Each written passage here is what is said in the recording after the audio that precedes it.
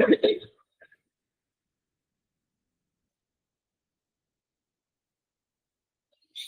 good morning. Good morning, madam. Good morning, ma'am. Good morning, madam. Good morning, madam.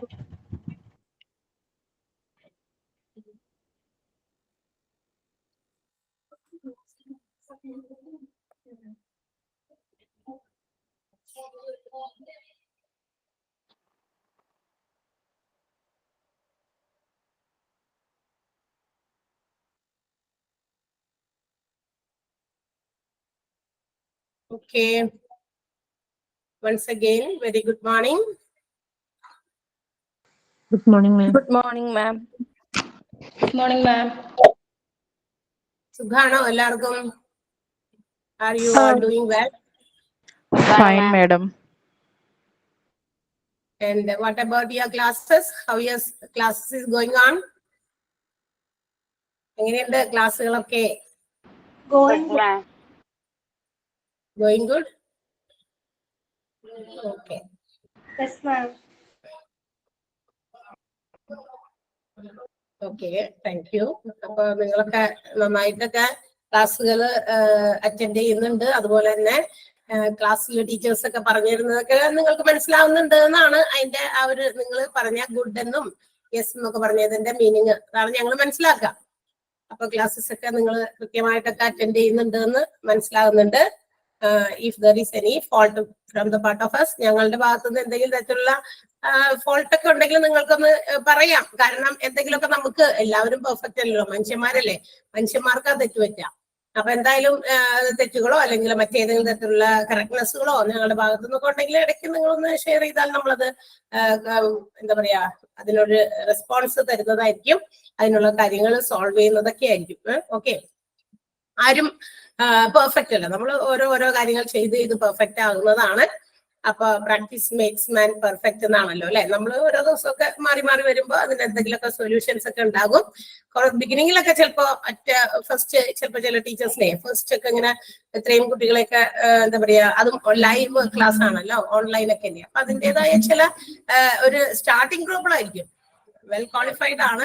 അപ്പൊ അതുകൊണ്ട് തന്നെ നമുക്ക് എന്താ പറയാ അവര് ആ ഒരു starting problem face to face കുട്ടികളൊക്കെ ഇരിക്കാൻ ഓഫ്ലൈൻ ആണെങ്കിലും പ്രശ്നമില്ല. നമുക്ക് അവരുടെയൊക്കെ മുഖം കാണാം, എക്സ്പ്രഷൻസ് കാണാം, എന്തൊക്കെയാണ് നിങ്ങൾ അവിടെ നിങ്ങളുടെ ഫേഷ്യൽ എക്സ്പ്രഷനിൽ നിന്ന് നമുക്ക് കുറെ കാര്യങ്ങൾ ഗവനിച്ചെടുക്കാൻ പറ്റും അല്ലെ. നിങ്ങൾക്ക് മനസ്സിലാകുന്നുണ്ട് ഏതെങ്കിലും ഒരു ടോപ്പിക് എന്തെങ്കിലും ഒരു കാര്യം പറയുമ്പോൾ അത് ക്ലിയർ ആയില്ലെങ്കിൽ അപ്പൊ തന്നെ നിങ്ങളുടെ മുഖത്ത് ആ ഒരു എക്സ്പ്രഷൻ വരും. നമ്മൾ അറിഞ്ഞില്ല കൂടി ബി എക്സ്പ്രസ്ഡ്, നമ്മുടെ ഫേസിൽ അത് എക്സ്പ്രസ്ഡ് ആകും. അപ്പൊ അതൊക്കെ അറിയാം. അതുകൊണ്ട് പക്ഷെ അങ്ങനെ ഇല്ലാത്തത് കൊണ്ട് നിങ്ങൾ എല്ലാവരും ക്യാമറയൊക്കെ ഓഫ് ചെയ്ത് വെച്ചിരിക്കുകയാണ് എന്നുള്ളത് കൊണ്ട് തന്നെ നമുക്കത് മനസ്സിലാകില്ല നിങ്ങളത്. അതുകൊണ്ടാണ് ഇങ്ങനെ ഇടയ്ക്കിടയ്ക്ക് ടീച്ചേഴ്സും ചോദിക്കണമെന്ന് പറഞ്ഞിട്ടുണ്ട് അവരോട്, ക്ലിയർ ആയോ, എടുത്ത ഭാഗം ക്ലിയർ ആക്കി തന്നെ അന്നത്തെ ക്ലാസ് ലീവ് ചെയ്യണം എന്നുള്ള കാര്യങ്ങളൊക്കെ. നെക്സ്റ്റ് ഡേയിലേക്ക് വെക്കാൻ പറ്റില്ല. കാരണം നെക്സ്റ്റ് ഡേയിലേക്ക് വെച്ചാലുള്ള കുഴപ്പമെന്ന് വെച്ച് കഴിഞ്ഞാൽ അന്ന് വീണ്ടും കഴിഞ്ഞ ക്ലാസ്സിലെ വന്നിരുന്ന് നമ്മൾ റിപ്പീറ്റ് ചെയ്തുകൊണ്ടിരിക്കുക. അപ്പൊ ഒത്തിരി സമയം പോകും. അപ്പൊ അത്തരം കാര്യങ്ങളൊക്കെ ഒഴിവാക്കാൻ വേണ്ടിയിട്ടാണ് അന്ന് തന്നെ നമ്മളത് എന്തെങ്കിലും ഡൗട്ട്സ് ഉണ്ടെങ്കിൽ അത് ക്ലിയർ ചെയ്ത് പോകാനായിട്ട് ആവശ്യപ്പെടുന്നത്. അപ്പൊ നിങ്ങളും അതൊന്ന് അവരുടെ ശ്രദ്ധയിൽ പഠിപ്പിച്ചു കഴിഞ്ഞാൽ അവരത് ചെയ്തോളും. അവരോട് പറഞ്ഞിട്ടുണ്ട് എന്ത് ഡൗട്ട്സ് ക്ലാസ്സിനെ സംബന്ധിക്കുന്ന ഡൗട്ട്സുകൾ ഉണ്ടെങ്കിൽ, ദാറ്റ് മീൻസ് ടോപ്പിക്സിനെ സംബന്ധിക്കുന്ന ഡൗട്ടുകൾ ഉണ്ടെങ്കിൽ അത് അന്നേരം തന്നെ ക്ലിയർ ചെയ്തിട്ട് വേണം വരാനെന്ന് അവർക്കും നിർദ്ദേശങ്ങൾ കൊടുത്തിട്ടുണ്ട്. So that they will do. അവരും അവരുടേതായ അവരുടെ എന്താ പറയാ ബെസ്റ്റ് പോസിബിൾ വേ അനുസരിച്ച് അവരും അത് ചെയ്തോളും. എല്ലാവരും ഇൻക്ലൂഡിങ് മീ, ഞാനും അതുപോലെ തന്നെ നമ്മൾ ചെയ്യും എന്നാണ് നമുക്ക് പറഞ്ഞു തരാൻ പറ്റുള്ളൂ. അപ്പൊ നിങ്ങളുടെ റിയാക്ഷൻസ് ആണ് അതിന് ഒരു പ്രധാനപ്പെട്ട ഫാക്ടർ എന്ന് നോക്കുക. അപ്പൊ എല്ലാവർക്കും മനസ്സിലാകുന്നുണ്ട്, ക്ലാസ്സസ് ഓക്കെ ആണ്. ഇപ്പൊ ഏകദേശം ഈ ഒരു വീക്കിൽ നമ്മുടെ ടൈം ടേബിൾ അനുസരിച്ച് തന്നെ ടീച്ചേഴ്സ് സെറ്റ് ആയിട്ട് വരും. അപ്പൊ ചിലപ്പോ ചില മാറ്റങ്ങൾ എന്ന് പറയുമ്പോൾ നമുക്ക് ടൈം ടേബിളിൽ നേരത്തെ തന്നിരിക്കുന്ന ടൈം ടേബിളൊക്കെ ചില ഡീവിയേഷൻസ് ഒക്കെ ഉണ്ടാകും. അതൊക്കെ നിങ്ങൾക്ക് ബാധിക്കുന്ന കാര്യമല്ല. ക്ലാസ്സസിൽ ചില ചേഞ്ചസ്, ടൈം ടേബിളിൽ മാത്രമേ ചില ചേഞ്ചസ് ഉണ്ടാവുകയുള്ളൂ. ചിലത് മാത്രമേ ഉള്ളൂ, അത് വലിയ മാറ്റങ്ങളൊന്നുമില്ല. ചില കാര്യങ്ങൾ മാറും, അതനുസരിച്ച് നിങ്ങളും ഫോളോ അപ്പ് ചെയ്യുക എന്നുള്ളതാണ് പറയാനുള്ളത്. ഓക്കെ, അപ്പൊ ഇപ്പൊ ഇത്രയും പറഞ്ഞ കാര്യങ്ങളിൽ എന്തെങ്കിലും ക്ലാരിഫിക്കേഷൻ, അതായത് ഈ സൗണ്ട് ബ്രേക്ക് ആവോ എന്തെങ്കിലും ചെയ്തോ ഇത്രയും നേരം നിങ്ങൾ ഞാനിപ്പോ ഇല്ലല്ലോ?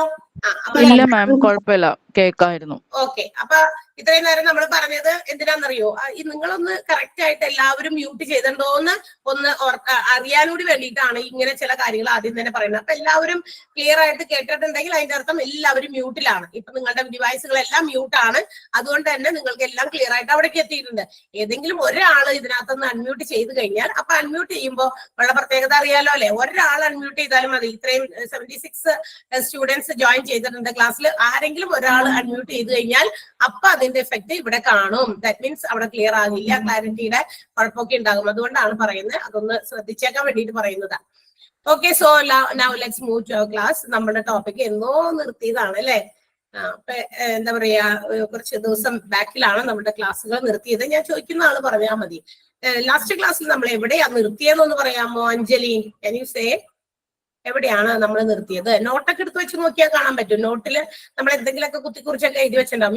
നിങ്ങളൊന്ന് ഡേറ്റ് വൈസ് ഒക്കെ ഒന്ന് എഴുതി വെക്കുകയാണെങ്കിൽ കുറച്ച് നല്ലതായിരിക്കും. അഞ്ജലി മോഹനാണോ പറയാമോണെ? ഓക്കെ, പറയാമോ എവിടെ വരെ നമ്മൾ നിർത്തി? ലാസ്റ്റ് പറഞ്ഞു നിർത്തിയ ടോപ്പിക് ഏതാന്ന് പറഞ്ഞാൽ മതി. Oncology. Oncology. Have you completed that oncology?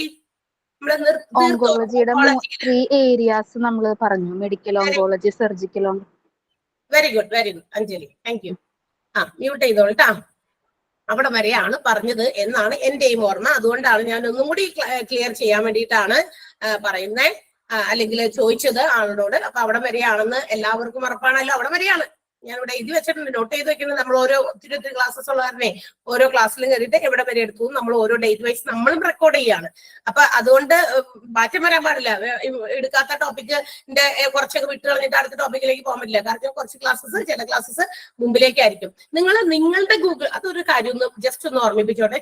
അങ്ങനത്തെ ചില കാര്യങ്ങൾ ഇവിടെ നമുക്ക് പേഴ്സണൽ മെസ്സേജസിൽ വരുന്നുണ്ട്. നിങ്ങളുടേതല്ലാത്ത ഏതെങ്കിലും ആളുകൾ, നിങ്ങളുടെ ഫ്രണ്ട്സ് ഒക്കെ വേറെ ഏതെങ്കിലും എന്താ പറയാ ഇതിന്റെ തന്നെ, അതായത് ഈ ക്ലാസ്സസിന്റെ നമ്മുടെ ഇവിടെ ജോയിൻ ചെയ്തിരിക്കുന്ന ആളുകൾ തന്നെ വേറെ, അതായത് ആഫ്റ്റർനൂൺ ക്ലാസ്സുകളിൽ ജോയിൻ ചെയ്തിരിക്കുന്നവരുണ്ട്. നിങ്ങൾ അപ്പന അവരവർക്ക് ഉള്ള ക്ലാസ് റൂമിൽ കയറിയിട്ട് നോട്ട്സും ക്ലാസ്സസും നിങ്ങൾ ഡൗൺലോഡ് ചെയ്തെടുത്ത് ചെയ്യാൻ നോക്കുക കേട്ടാ. നിങ്ങൾക്ക് തന്നേക്കണേ ഇന്ന് നിങ്ങളുടെ തന്നെ ഒപ്പം ചേർന്നവരാണ്. അവർ ഉച്ചക്കത്തെ ബാച്ചല്ലേ, അവരുടെ ഗൂഗിൾ ക്ലാസ് റൂമിലെ നോട്ട് എടുത്തിട്ട് കാണാം, അല്ലെങ്കിൽ അവരുടെ ക്വസ്റ്റ്യൻസ്. അങ്ങനെ ചെയ്യരുത് നിങ്ങൾ, അവനവന്റെ ക്ലാസ്. കാരണം ചിലപ്പോ ഇവിടെ നിങ്ങളുടെ ക്ലാസ്സിൽ നിങ്ങൾക്ക് ഓങ്കോളജി ഇത്ര വരെ ഞാൻ എടുത്തു, അല്ലെങ്കിൽ അടുത്ത ക്ലാസ്സിൽ ചിലപ്പോ ബി ബാച്ചിന് ഉച്ചക്കലത്തെ ബാച്ചിന് ചിലപ്പോൾ എനിക്ക് അവിടെ വരെ എത്താൻ പറ്റിയിട്ടുണ്ടാവില്ല. ചില എക്സ്പ്ലനേഷൻസോ ചില കാര്യങ്ങൾ നമുക്ക് അറിയിക്കേണ്ടത് വരുമ്പോ ഞാനാണ് ഇതൊക്കെ അറിയിക്കുക. അപ്പൊ എന്റെ ക്ലാസ് ചിലപ്പോൾ പാരലൽ ആയിട്ട് നമുക്കത് ചിലപ്പോൾ കണ്ടിന്യൂ ചെയ്യാൻ പറ്റില്ല. ഒരു ടോപ്പിക് ചിലപ്പോൾ ബിഫോർ ആയിരിക്കാം, ചിലപ്പോൾ ആഫ്റ്റർ ആ ടോപ്പിക് കഴിഞ്ഞിട്ടുള്ള ആ ഒരു കാര്യം കഴിഞ്ഞിട്ടുള്ള ഡിപ്പാർട്ട്മെന്റിലേക്ക് ആയിരിക്കും വന്നേക്കണേ, അല്ലെങ്കിൽ എടുത്ത ടോപ്പിക്കിന്റെ കുറച്ച് താഴേക്കായിരിക്കാം. അപ്പൊ അങ്ങനെയുള്ള വ്യത്യാസം ഉണ്ട്. അപ്പൊ തരുന്ന ക്വസ്റ്റ്യൻസ് വ്യത്യാസം ഉണ്ടാകും. അത് അവിടെ എനിക്ക് ഈ ക്വസ്റ്റ്യൻ ആണല്ലോ കിട്ടിയ, എനിക്ക് മറ്റവർക്ക് ആ ക്വസ്റ്റ്യൻ ആണല്ലോ കിട്ടിയെന്നൊക്കെ പറഞ്ഞാൽ നമ്മൾ എന്ത് ചെയ്യാനാ? വേറെ ഗ്രൂപ്പിൽ, അതായത് മോർണിംഗ് ബാച്ചിലുള്ള ആളുകളുടെ ക്വസ്റ്റ്യൻസ് ഒക്കെ വരുന്നത് നിങ്ങളുടെ ആ ഒരു ലിങ്കിൽ മാത്രമാണ്. നിങ്ങളുടെ ഗൂഗിൾ ക്ലാസ് റൂമിൽ വരുന്ന നിങ്ങൾക്ക് വരുന്ന ടോപ്പിക്കുകൾ നിങ്ങൾ എടുക്കുക, ഡൗൺലോഡ് ചെയ്യുക. ക്ലാസ്സസ് കാണുന്നവർ അങ്ങനെ ചെയ്യുക, ക്വസ്റ്റ്യൻസ് ആൻസർ ചെയ്യുന്നവർ അങ്ങനെ ചെയ്യുക. അപ്പുറത്തെ ക്ലാസ്സിന്റെ പോയി എടുത്തിട്ട് അയ്യോ ഈ ക്വസ്റ്റ്യൻ എടുത്ത ആ ഭാഗത്തുള്ളത് ഞങ്ങൾക്ക് ചോദ്യം എന്തുകൊണ്ട് വന്നു, അത് ഞങ്ങൾക്ക് എടുത്തില്ലല്ലോ എന്നൊക്കെ പറഞ്ഞു കഴിഞ്ഞാൽ എന്ത് ചെയ്യാനാ നമ്മള്? അല്ലെ?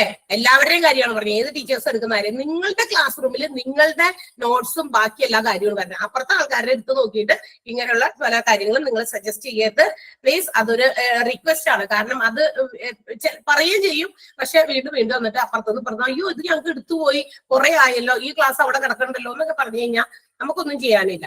ഓക്കെ, അങ്ങനത്തെ കാര്യങ്ങൾക്ക് സൊല്യൂഷൻ ഇല്ല. നമ്മൾ തന്നെ ശ്രദ്ധിക്കാം. നമ്മുടെ അതിനകത്തേക്ക് വരുന്നത് മാത്രം നമ്മൾ നോക്കിയാൽ മതി. That's all. Okay, so let's continue. നമുക്ക് നോക്കാം. നമ്മൾ ഓങ്കോളജി ഡിപ്പാർട്ട്മെന്റ് വരെയാണ് പറഞ്ഞു നിർത്തിയത് എന്നാണ് പറഞ്ഞത്.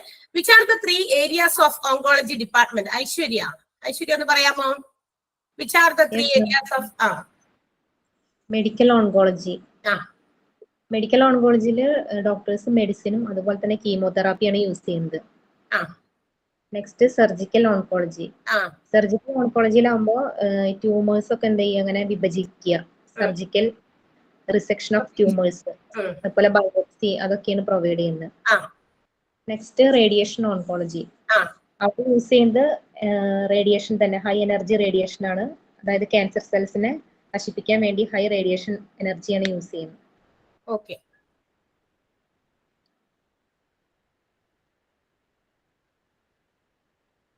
ഓക്കെ, അപ്പൊ 3 type of oncology, 3 areas of oncology ആണ് നമ്മൾ പരിചയപ്പെട്ടത്. Medical oncology, surgical oncology and radiation oncology എന്ന് പറയുന്നത്. അപ്പൊ ഇവിടെ വരെ നമ്മൾ എടുത്തത് ഇതൊക്കെ എല്ലാവർക്കും മനസ്സിലായിട്ടുണ്ടാവും. അത്രയും വ്യക്തമായിട്ട് നമ്മൾ ക്ലാസ്സിൽ ഡിസ്കസ് ചെയ്തതാണ്, കാര്യങ്ങൾ പറഞ്ഞതാണ് അല്ലെ. SPECT, SPECT, SPECT, what is the expanded form of SPECT? മേഘ പറയാമോ? മേഘ ഉണ്ടോ? മേഘ ഉണ്ട്. ഞാനേ പറയാം. Single photon emission computer tomography. Single photon emission computed tomography എന്നാണ് സ്പെക്ട് എന്ന് പറയുന്നത് അല്ലെ. ആ സ്പെക്റ്റും അതുപോലെ തന്നെ പെറ്റ് ഉണ്ട് അല്ലെ. എന്താണ് പെറ്റ്? ജെസ്സി ഒന്ന് പറയാമോ? ജെസ്സി മ്യൂട്ട് ചെയ്തോളട്ടെ. Megha okay, thank you. Jessy പറയാമോ? Jessy Joby. Positron emission tomography. Positron emission tomography ആണ്. ഇത് 2 റേഡിയോ ആക്റ്റീവ് ആയിട്ടുള്ള, അതായത് ഹൈലി എന്താ പറയാ ആക്റ്റീവ് ആയിട്ടുള്ള റേഡിയേഷൻ പ്രോസസ്സിലൂടെ നമ്മളുടെ ഇന്നർ പാർട്സിലുള്ള കാര്യങ്ങളെയൊക്കെ വിദഗ്ധമായിട്ട് കണ്ടുപിടിക്കാൻ, രോഗങ്ങളെ കുറിച്ചിട്ടുള്ള രോഗനിവാരണങ്ങൾ നടത്താൻ വേണ്ടിയിട്ട് ഉപയോഗിക്കുന്ന ഒരു ഇമേജിംഗ് പ്രൊസീജിയറിൽ വരുന്ന ഏറ്റവും ലേറ്റസ്റ്റ് ആയിട്ട് മൊഡാലിറ്റി എന്ന് പറഞ്ഞേക്കുന്നത്, അതായത് ഏറ്റവും ലേറ്റസ്റ്റ് ആയിട്ടുള്ള ടെക്നോളജീസ് ആണ്. അപ്പൊ ഇത് ഉപയോഗിച്ചിട്ടൊക്കെയാണ് ഇതുപോലെയുള്ള നമ്മുടെ ചില രോഗങ്ങളെ കുറിച്ചൊക്കെ കണ്ടുപിടിക്കുന്നത്. അപ്പൊ ഇതുവരെയാണ് നമ്മളൊക്കെ പറഞ്ഞ കാര്യങ്ങളൊക്കെ. നമുക്ക് ഇനി അടുത്ത ഡിപ്പാർട്ട്മെന്റിലേക്ക് പോകാം. നിങ്ങളൊന്ന് വീണ്ടും ആ ഒരു ഇതിലേക്ക് കൊണ്ടുവരാൻ വേണ്ടിയിട്ട് ചെറുതായിട്ട് ഒന്ന് അങ്ങോട്ടും ഇങ്ങോട്ടൊക്കെ ഒന്ന് പറഞ്ഞു ചോദിച്ചു എന്ന് മാത്രമേ ഉള്ളൂ. Very good. നിങ്ങൾ എല്ലാവരും പെട്ടെന്ന് റിപ്ലൈ ചെയ്തു. അങ്ങനെ ഇരിക്കണം, പെടപെടേ എന്ന് എല്ലാവരും ഉത്തരം പറയണം. അപ്പോഴാണ് ഒരു പോസിറ്റീവ് വൈബ് നമുക്ക് കിട്ടുന്നത് അല്ലെ.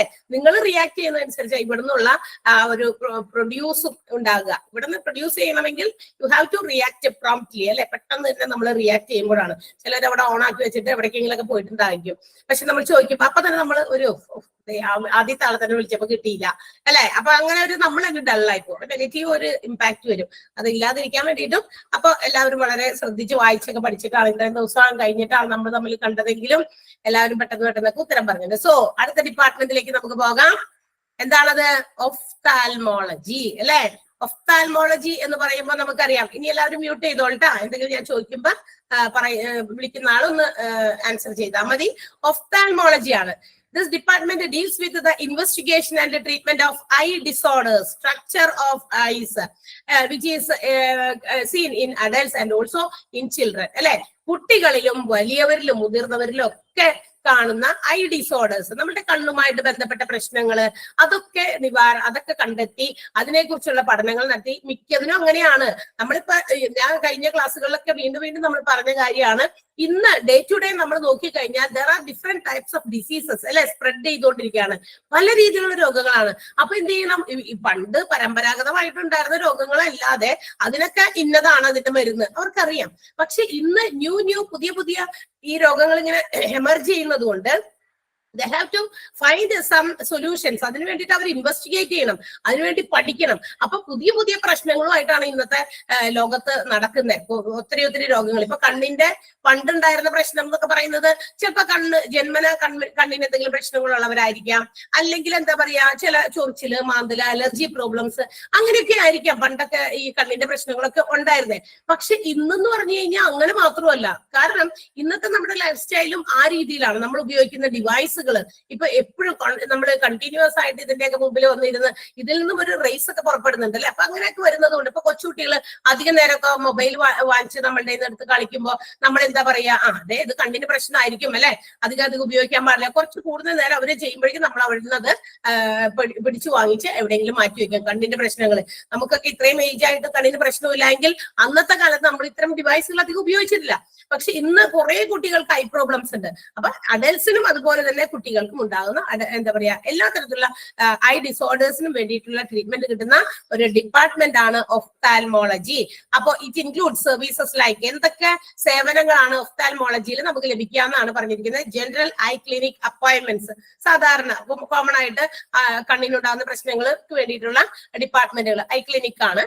അപ്പൊ ജനറൽ ഐ പ്രോബ്ലംസ് ഒക്കെ അവിടെ ട്രീറ്റ് ചെയ്യും. പിന്നെ എന്താ ലേസർ ട്രീറ്റ്മെന്റ്സ് അല്ലെ, ലേസർ ട്രീറ്റ്മെന്റുകളിലൂടെ കണ്ണിന്റെ പല പ്രശ്നങ്ങളും ഇപ്പൊ എന്താ പറയാ പറയാ 1 മണിക്കൂറിനുള്ളിൽ കണ്ണിന്റെ എല്ലാ പ്രശ്നങ്ങളും നടത്തി എന്താ പറയാ ഇല്ലാതാക്കി കണ്ണട റിമൂവ് ചെയ്ത് നമുക്ക് ആസ് യൂഷ്വൽ എല്ലാവരെയും പോലെ കണ്ണട ഇല്ലാതെ നമുക്ക് നടക്കാം. അതിന് പറ്റിയ ഫെസിലിറ്റീസ് ഒക്കെ പ്രൊവൈഡ് ചെയ്യുന്ന ഒത്തിരി അഡ്വർടൈസ്മെന്റുകൾ നമ്മൾ കണ്ടിട്ടുണ്ടായിരിക്കും. ഒരുപാട് പരസ്യങ്ങൾ ഇന്നുണ്ട്. 1 മണിക്കൂർ വിതിൻ 1 അവർ നിങ്ങൾക്ക് നിങ്ങളുടെ കണ്ണട ഇല്ലാതെ നിങ്ങൾക്ക് നടക്കാം, വായിക്കാം, എഴുതാം, അങ്ങനെയൊക്കെ പറഞ്ഞിട്ടുള്ള അഡ്വർടൈസ്മെന്റുകൾ. അപ്പൊ അതൊക്കെ ലേസർ ട്രീറ്റ്മെന്റ്സ് മുഖേന എന്താണ് ഈ കണ്ണിന്റെ പ്രശ്നങ്ങളൊക്കെ ഇല്ലാതാക്കി കൊടുക്കുന്ന ഒരു ഏരിയ ആണ്. ഒപ്റ്റോമെട്രി ഉണ്ട് അടുത്തത്. ഒപ്റ്റോമെട്രി എന്ന് പറയുന്നതും നമ്മളുടെ ഒരു ഐ കെയർ ഒരു ഡിപ്പാർട്ട്മെന്റ് ആണ്. അതായത് നമ്മളുടെ കണ്ണിന്റെ എല്ലാ തരത്തിലുള്ള പ്രശ്നങ്ങളും എക്സാമിൻ ചെയ്ത് അതിന്റെ സ്ട്രക്ചേഴ്സിൽ ഉണ്ടാകുന്ന ഡിഫക്റ്റുകളൊക്കെ മനസ്സിലാക്കി അബ്നോർമാലിറ്റീസ് മനസ്സിലാക്കി ട്രീറ്റ്മെന്റ് കൊടുക്കുന്ന ഒരു സ്പെഷ്യലി ഡിസൈൻഡ് ആയിട്ടുള്ള ഒരു പ്രൊഫഷണൽ ആണ് ഇത് ഒപ്റ്റോമെട്രി എന്ന് പറയുന്ന വിഭാഗം. അതായത് കണ്ണിന്റെ ഡിഫക്റ്റുകൾ സ്ട്രക്ചറിൽ ഉണ്ടാകുന്ന പ്രശ്നം, സ്ട്രക്ചർ എന്ന് പറഞ്ഞാൽ കണ്ണിന്റെ ഘടനയെ ചില കുട്ടികളൊക്കെ നോക്കുമ്പോഴൊക്കെ ഉണ്ടാകുന്ന വ്യതിയാനങ്ങളൊക്കെ ഉണ്ടല്ലോ, കണ്ണിന്റെ സ്ട്രക്ചർ മാറിയിരിക്കുക. ഇപ്പൊ നമ്മുടെ ഈ കണ്ണിന്റെ ഐബോൾ അതായത് കൃഷ്ണമണിയൊക്കെ ഇരിക്കുന്നതിനൊക്കെ ഒരു പർട്ടിക്കുലർ അതിന്റെ മൂവ്മെന്റ് ഒക്കെ ഏത് രീതിയിലാണ് നമ്മൾ നോക്കുന്നതിനനുസരിച്ച് മൂവ്മെന്റുകളൊക്കെ വ്യത്യാസം പറ്റുമല്ലോ. പക്ഷെ ചില അബ്നോർമാലിറ്റീസ് നമുക്ക് കാണാൻ സാധിക്കും, ചില അപാകതകൾ. അത്തരം കാര്യങ്ങളൊക്കെ മാറ്റി കൊടുക്കുന്ന പ്രൊഫഷണൽ, അത് ആ ഒരു വിഭാഗം, അതിനെക്കുറിച്ച് പഠിച്ച് മനസ്സിലാക്കുന്ന ഒരു വിഭാഗം, അതാണ് ഒപ്റ്റോമെട്രി എന്ന് പറയുന്നത്. പിന്നെന്താണ് ഓർത്തോപിസ്റ്റ് ആണ്. അതുപോലെ തന്നെ ഒരു എക്സ്പേർട്ട് വിഭാഗം തന്നെയാണ്. അതും ഒരു പ്രത്യേക രീതിയിൽ കോൺസെൻട്രേറ്റ് ചെയ്ത് എക്സ്പേർട്ട് ആയിട്ടുള്ള ഒരു വിഭാഗമാണ്. നമ്മുടെ കണ്ണിന്റെ ഡിഫക്റ്റുകൾ, മൂവ്മെന്റുകളിലെ ഡിഫക്റ്റുകൾ, പിന്നെ മാത്രമല്ല നമ്മുടെ കണ്ണുകൾ ഒരുപോലെ, അതായത് both eyes should work together അല്ലെ, രണ്ടും ഒരുപോലെ പ്രവർത്തിക്കണം. ആ ഒരുപോലെ പ്രവർത്തിക്കുന്നതിനെയാണ് നമ്മൾ ബൈനോക്കുലർ വിഷൻ എന്ന് വിളിക്കുക അല്ലെ.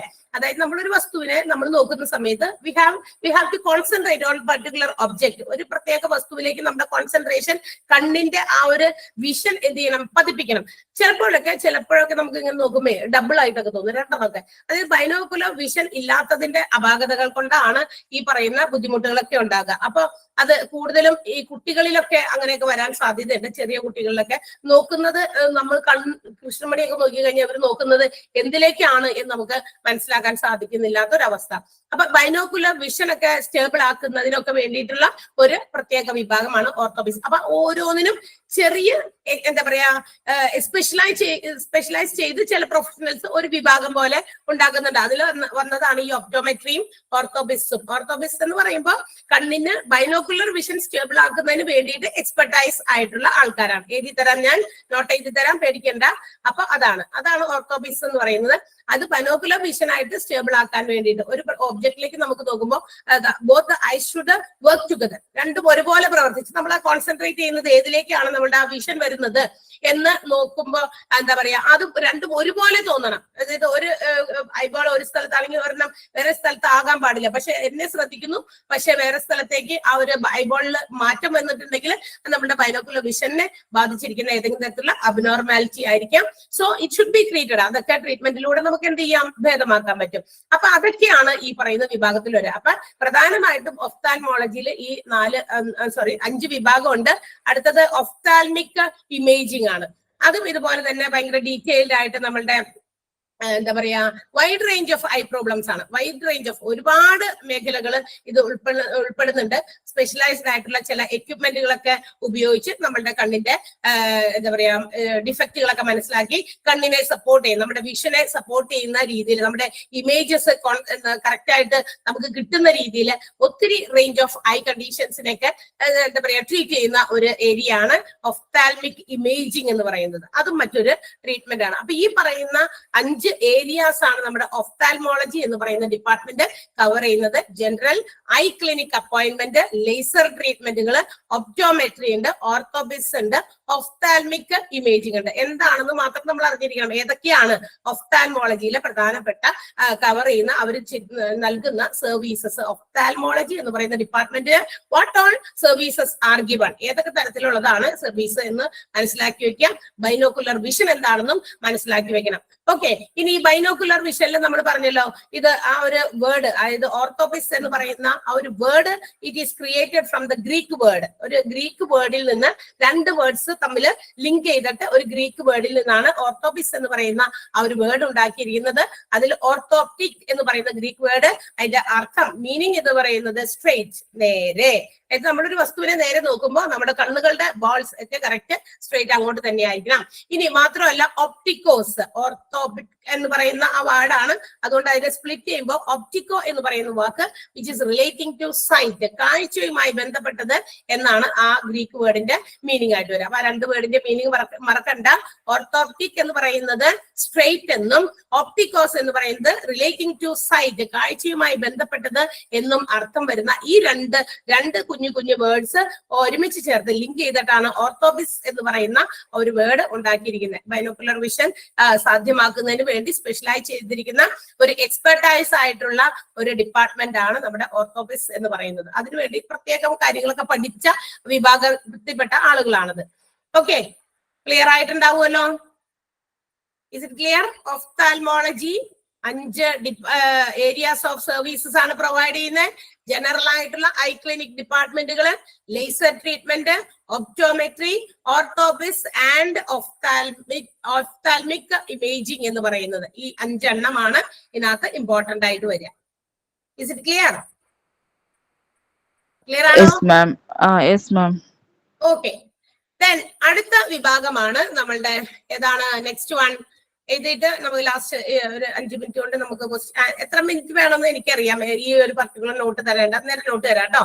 ഇടയിൽ നമ്മൾ ബ്രേക്ക് ചെയ്യുന്നില്ല. ഓർത്തോപെഡിക്സ് ആണ്. ഓർത്തോപെഡിക്സ് എന്താണ്? The department which handles the musculoskeletal system ആണ്. നമ്മളുടെ മസിൽസ്, ജോയിന്റ്, ടാൻഡൻസ് എന്ന് പറഞ്ഞു കഴിഞ്ഞാൽ എന്താ പറയാ, നമ്മുടെ ചലന ഞരമ്പൊക്കെ കാലിന്റെ ഒക്കെ നടക്കുമ്പോഴൊക്കെ ഉള്ള ഒരു ദശനായിരുന്നു, ജലന ഞരമ്പ് എന്നൊക്കെയാണ് അതിന് പറയാം. ഇതെല്ലാം കൂടി നമ്മുടെ മസിൽസും ജോയിന്റ്സും ബോൺസും ഒക്കെ കൂടി എല്ലാം കൂടി ചേർന്ന ഒരു സിസ്റ്റമാണ് മസ്കുലോസ്കെലിറ്റൽ സിസ്റ്റം. അത് റിലേറ്റഡ് ആയിട്ടുള്ള, അതിനുമായിട്ട് ബന്ധപ്പെട്ട മസിൽസിന് ബന്ധപ്പെട്ടതോ അല്ലെങ്കിൽ ജോയിന്റുമായിട്ട് ബന്ധപ്പെട്ടതോ അല്ലെങ്കിൽ നമ്മുടെ ടെൻഡൻസുമായിട്ട് ബന്ധപ്പെട്ടതോ ആയിട്ടുള്ള ഏത് പ്രോബ്ലംസിനും ഒരു നമുക്ക് സൊല്യൂഷൻ ഉള്ള ഒരു ഡിപ്പാർട്ട്മെന്റ് ആണ് ഏതാണ്? ഓർത്തോപെഡിക്സ്. ഓർത്തോ എന്ന് നമ്മൾ ഷോർട്ട് ആയിട്ട് വിളിക്കും അല്ലെ? ഓർത്തോപെഡിക്സ് ഡിപ്പാർട്ട്മെന്റ് ആണ്. അതില് ബോൺസ് എന്നല്ല കേട്ടോ, ആ നോട്ടില് BONUS എന്ന് എഴുതിയിട്ടൊന്ന് ജസ്റ്റ് ഒന്ന് തിരുത്തിയേക്കണേ. ബോണസ് അല്ല, ബോൺസ് ആണ്. BONES.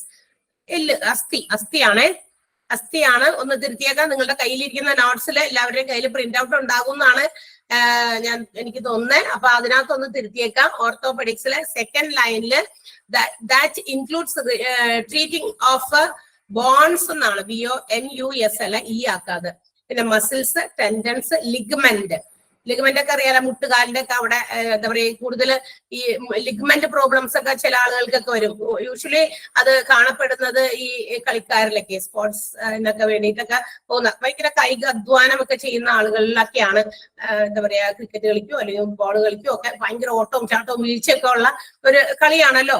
അപ്പൊ അതുകൊണ്ട് തന്നെ അത്തരം കാര്യങ്ങളിൽ പിന്നെ റീപ്ലേസിംഗ് ബോൺസ്, നമ്മുടെ ബോൺ റീപ്ലേസ് ചെയ്യുന്നതുമായിട്ട് ബന്ധപ്പെട്ടത്. നീ ക്യാപ്പ് എന്താ? മുട്ടിന്റെ ചിരട്ട എന്നൊക്കെ പറയില്ലേ നമ്മൾ ചിരട്ട എന്നൊക്കെയാ പറയാ. അത് അവിടെ അതിന്റെ റീപ്ലേസ്മെന്റ് ചില ആളുകളിലൊക്കെ ഭയങ്കരമായിട്ട് ഒത്തിരി ഡിഫക്റ്റുകളൊക്കെ അതുകൊണ്ട് ബുദ്ധിമുട്ടുകളും പ്രശ്നങ്ങളൊക്കെ ഉണ്ടെങ്കിൽ നമ്മൾ അത്ര വലിയ ഏജിനൊന്നും അല്ലെങ്കിൽ വി ക്യാൻ റീപ്ലേസ് ഇറ്റ്. അതിനൊക്കെ റീപ്ലേസ്മെന്റ് ഒക്കെ ഇന്ന് സാധ്യമാണ്.